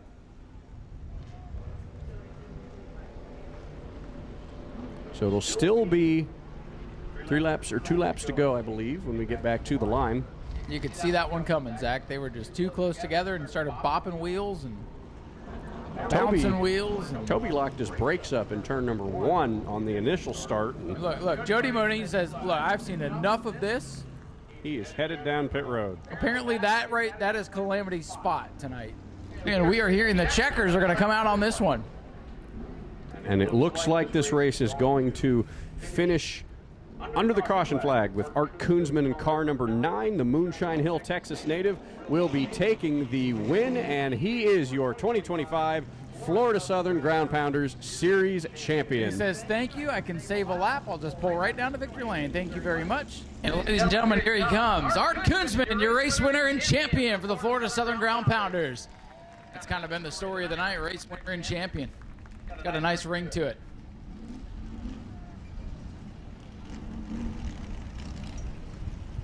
We'll get Art over here. He looks up over at turn 4 where his buddy ended up. Well, bad news for them, good news for you. I know you wanted to race that one out, but a win's a win, and hey, you're the Florida Southern Ground Pounder overall champion too. Not a bad night. Feels good, but man, sorry for Toby and Hank. I wouldn't be here if it wasn't for either one of those guys. Sorry to win like this, but here we are. Thanks Speedway Videos, my family, Rudy Rudnicki, my crew chief, my sponsors, Lynne Septic, the Moose, Sanford Moose, and Brothers Well Drilling, Imperial Drywall, and thanks for the fans. It's been a good year. It really has, and thank you for. It takes a lot of hard work to get these cars to go as fast as they do. People probably look at them, oh, they're vintage, they don't do anything. You guys work your tails off on these things, don't you? Yeah, it's a full-time job, but we tore it up pretty bad last week, and thanks to my crew, we got her back together, and it's faster than ever. So it's fun, been fun. Thanks, Jim Jones. Best pictures in the track, anyway. Ladies and gentlemen, give it up for our Koonsman, your winner and champion overall and the stock car portion. We're going to hand it over, we're going to hand it over to Zach, who's going to talk to our sportsman champ. Quieter night over here for our sportsman champion, driver of the 4D machine, Frank Pelkey. Frank, you and I have talked several times throughout the course of the season, but here you are, a champion, a little bit calmer than what happened over there, but what are your thoughts on the season and how was it for you? This was a great season. As long as I go home smiling every race night, I enjoy it, and that's the way this season went. Just tried to stay consistent, and yeah, it's just a wonderful feeling, really. Is there anyone you want to thank for the season you've had, for building this car, and everybody in the Florida Southern Ground Pounders Club? I've got to give some thanks to Mark Miller, Tim Nicholas, and Mike Felber for putting a carburetor together for me. I've kind of been down on a carburetor for the past couple of years, so that was really pepped it up tonight. Felt good. Of course, Dale Mers, who this is a tribute to, I'd like to thank him. He always gives me some words of inspiration. And I'd like to thank my wife and my family, and I think it's awesome that they're all here tonight. Well, congratulations, Frank. You are a champion of the Sportsman Division. Ladies and gentlemen, Mr. Frank Pelkey, the Sportsman Division champion for our Florida Southern Ground Pounders. And waving to you there down the front stretch is Hank Sanders in his number 90 car. As he waves to the rest of the fans, Ryan and I will head back up topside as we get ready to call the final race of the evening, the Superstock 25 lap event.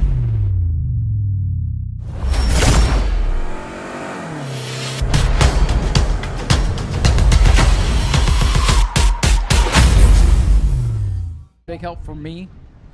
A lot of running around, and he makes it a lot easier to get everything done. And he's here working on internship credit.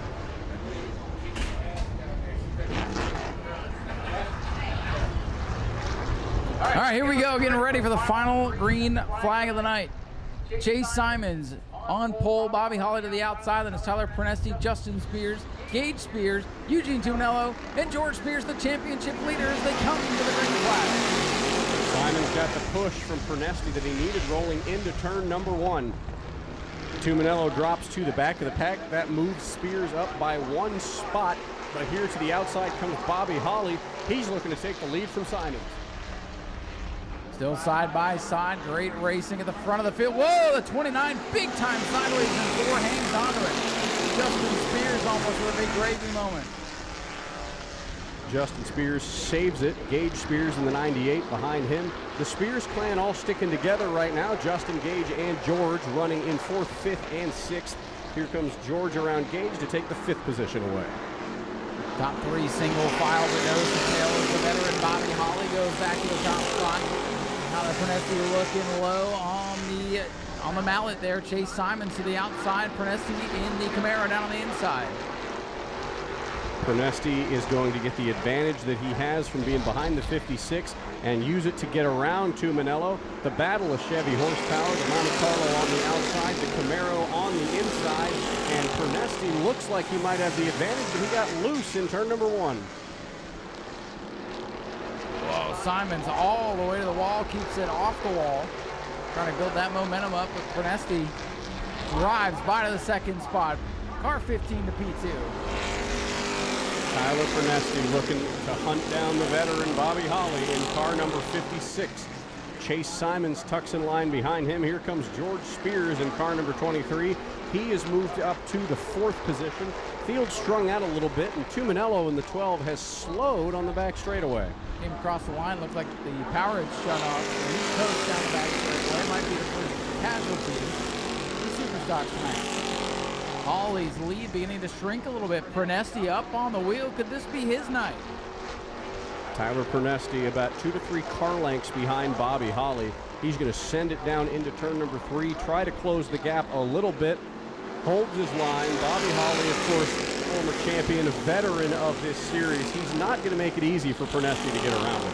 No, he is not. And if there's somebody that's tough to pass, it's Bobby Holly. He's kind of the Ryan Newman of this series, if you will. So strong out front, makes that car extra wide when they try to get by. Prunesti is there.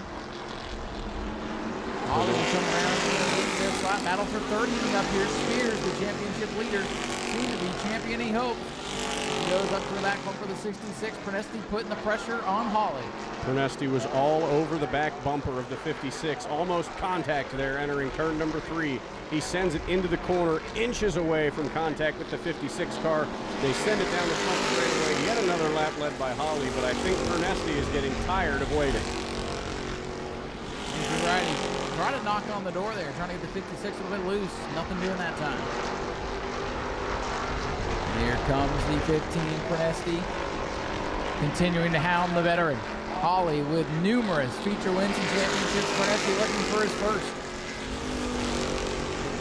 Prunesti looked low in the entrance of turn number 2. He got his nose down in there, but Holly pulled back to the bottom before Prunesti had a run, and now here comes George Spears closing the gap on Chase Simons. It's a battle for first and a battle for third. Prunesti all over the back bumper of the 56 and loose coming out of turn number 4. Bobby Holly in control. Prunesti right there. Might have given him a little nudge there in turn number 1, but Holly hangs on to the lead. He is all over the back of the 56. Tyler Prunesti, the Camaro that could, looking for that first career win. And it almost looks like Dale Earnhardt's old Wrangler machine. Very much giving me that vibe as he hunts down the 56. Tyler Prunesti in search of that first career win. George Spears getting raced with the 66 car now. Simon's trying to hang on to third. Spears being patient. He knows big picture on the line tonight for car number 23. Sitting back and forth is really not a bad idea at this point because they don't even tech fourth place. Prunesti still all over the back bumper of Bobby Holly. The battle for the lead continues on. When they get to the stripe this next time by, it'll be halfway. Prunesti again into the back bumper of Bobby Holly. Now he's sending his nose into the rear corner of the 56. Great race, Brew, and here's the front. Holly in the 56, Prunesti with a nose to the inside in turn 1. A little bit of contact, and Bobby Holly's going to hang on. Couldn't quite clear it that time by. Tyler Prunesti, he's been hungry for a win for his entire time racing in this division. This is his last chance to get one for points this year. He fakes high, dives down low, but Holly, ever the veteran, blocks every move and keeps his point at the front. Bobby Holly not letting Tyler Prunesti by.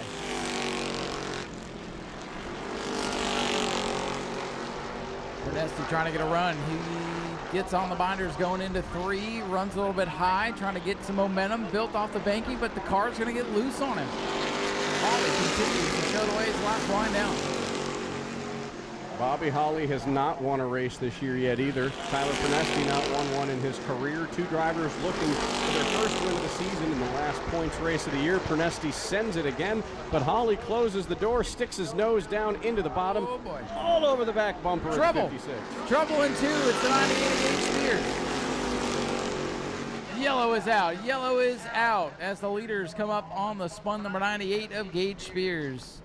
Went around all by himself as Justin Spears brings the 29 machine to the pits. And this will set up a very, very interesting restart. As Justin Spears is 29. Oh, the spoiler fell off the 29. It did. That'll spoil his run. He's just going to go back out. And if you look, Zach, only 9,999 laps to go, according to the live timing and scoring here on my phone. Chase Simons, of course, looking to close out what's been a fantastic rookie season. So Prunesti going to line up to the outside of Bobby Holly. Do you think this restart's going to help or hurt the 15? We'll see. I think the 15 has the speed to pass the 56, no doubt about it. It's just that the 56 has been an immovable object. You cannot get around Bobby Holly. He is impossible to pass, especially when he's in the lead. 15 was bottom hunting there on that last run. We'll see what the outside does. Both cars going to be in clean air, but Bobby Holly, I think he's got the advantage because he can use more racetrack as they go down into turn number 1. So this restart going to be very, very important here. So we're inside of 10 laps to go. We will see what happens. The pace car ducks down to pit road. Green flag is back in the air.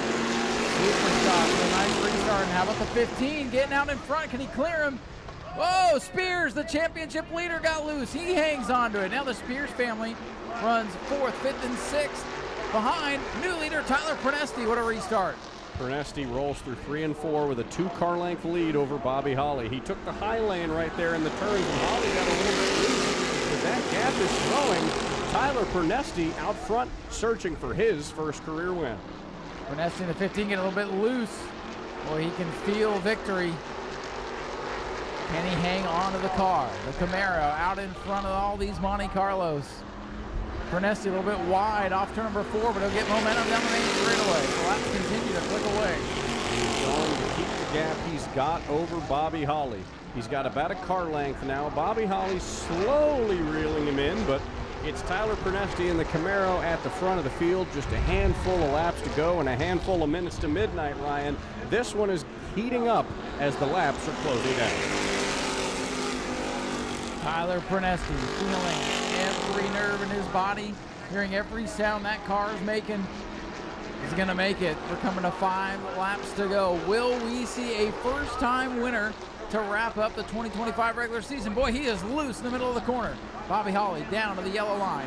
5 laps to go for the 15 machine. Tyler Prenesti hitting his marks, but he was very, very loose there in the corner as they roll through 3 and 4. Now through 1 and 2, he hits his marks. Flawless execution. Tyler Prenesti in front of the field. And then there were 5. Justin Spears brings the 29 pit side. Tyler Prenesti brings him around to 4 to go. 2 miles of racing left in the regular season here in New Smyrna. 4 laps to go with 4 minutes to midnight. It's Tyler Prenesti at the front of the field. The battle slowly heating up for second. Here comes Chase Simons back into the mix. This time by the 15 with a comfortable lead, coming to 3 to go. Boy, that back end is dancing around with him though. Is they gonna make it? Tyler Prenesti holding his own up at the front of the field. Series veteran and series rookie behind him. It'll be 2 laps to go when they get to the stripe. Tyler Prenesti, the moment he's been waiting for a long, long time. It's just a mile away. Prenesti out ahead of the veteran Bobby Holly and the leading rookie Chase Simons hanging on to the 3rd position. George Spears with the championship on lock in the 4th spot. Gage Spears rounding out the top 5. Prenesti into 3. He's going to come out of 3 and 4 and see the white flag. 1 lap to go for Tyler Prenesti in the moment he has spent years upon years waiting for. It'll be a Cinderella story before the clock strikes midnight as Tyler Prenesti, half a lap to go for the 15. Here he comes into turn number 3. A lifelong dream to get a win here at New Smyrna Speedway. Tonight is his night. Tyler Prenesti brings it home, the final winner of the 2025 regular season ahead of Bobby Holly in the 66 of Simons. George Spears in the 23 comes home 4th and will win the track championship. Gage Spears comes home in the 5th position. Ladies and gentlemen, make some noise for him. Tyler Prenesti, first-time winner here at New Smyrna Speedway to end the regular season. Look out for this car during the War on 44. He's going to have all the confidence going into that event. Soaking in the moment. He's been waiting for this for a long, long time. Been so close this year. Had some ups and a couple of downs. But tonight, he is the winner, and here he comes. Ladies and gentlemen, Tyler Prenesti is a super stock winner at the New Smyrna Speedway.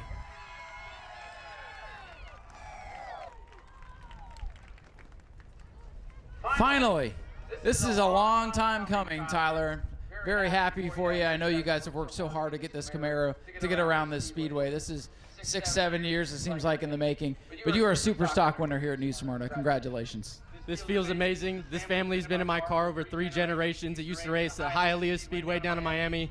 I've raced it all over the state of Florida now, and I'm super happy. I got to dedicate this to my grandfather. I wouldn't be here without him, and my uncle Joe Piazza Racing for making these fast race cars. Got to thank my sponsors, CRC Auto, Ron Ballou, Caldwell Banker Realty, and Epic Flight Academy's Aircraft Mechanic Program.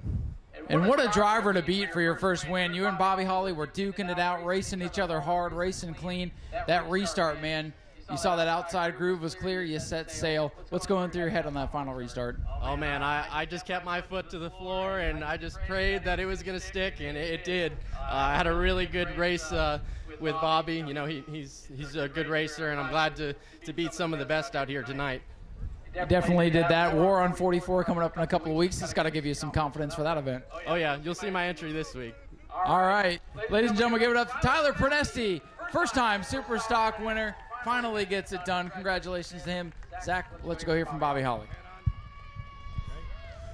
Well, we will head down to talk to our runner-up finisher, Bobby Holly, a series champion fighting off the man who got his first career win. What was your thought when you were fighting with Prenesti for the lead? And you were really not giving him an inch. That was a tough battle, Bobby. That's what you got to do if you want to win. Anybody you want to thank tonight? Yeah, I want to thank my crew to begin with. My son, Matt, golf club, his girlfriend, my old lady, Shane. Everybody comes out and helps us. My uncle, first night he's here, been here. He's never been to New Smyrna, watched the race, but it's a pretty good night. I mean, second. Well, congratulations on the run tonight. Ladies and gentlemen, Bobby Holly. I want to thank Titan Construction, CNS Concrete, Daytona Sportswear. Anybody need shirts? There's Daytona Sportswear, Holly's Automotive. Everybody just helps make this thing go. Well, there you go, Bobby. Great run for you. We'll turn it back on over to Ryan, who's going to go talk to our third-place finisher. Thank you, Zach. Third place finisher tonight, but going to score the Rookie of the Year honors for the Superstock class in 2025. Chase Simons, great season for you. A couple of wins in championship contention to the very end, but Rookie of the Year as well. Congratulations on a great season. Yeah, thank you. It was a great season. We're neck to neck with the championship to the last couple races, but it was a good season overall. It's a great class to run in, a lot of competition, and I'd like to thank all my sponsors. D-Berry Paint Body especially let me drive this car. Big thanks to them. I can't do it without them, obviously. So, and thank you to Knuckle Sandwich, keeping us fed all the time. Gene Kelly Roofing, letting us keep the car there, and JNC Great All, and Eagle Seal. There's a lot. I don't know. I can't. Dave Santa Gravel. Big thanks to everybody. Last couple of fans who stayed by. Thank y'all. And I already did. You got JNC. And yeah, thank you. Thank you. Chase, we'll get you. I swear, I'm going to get you a poster board next time. That would just make it easier for you. Again, congratulations on a great year, and hope to see you in a couple weeks of the War on 44. Yeah, you'll see me there. Thank you. All right, ladies and gentlemen, there he is, the Mallet, Chase Simons, your Rookie of the Year for 2025. We're going to toss it over again to Zach. Where'd Zach go? There he is. Zach, go talk to our champion, Mr. George Spears.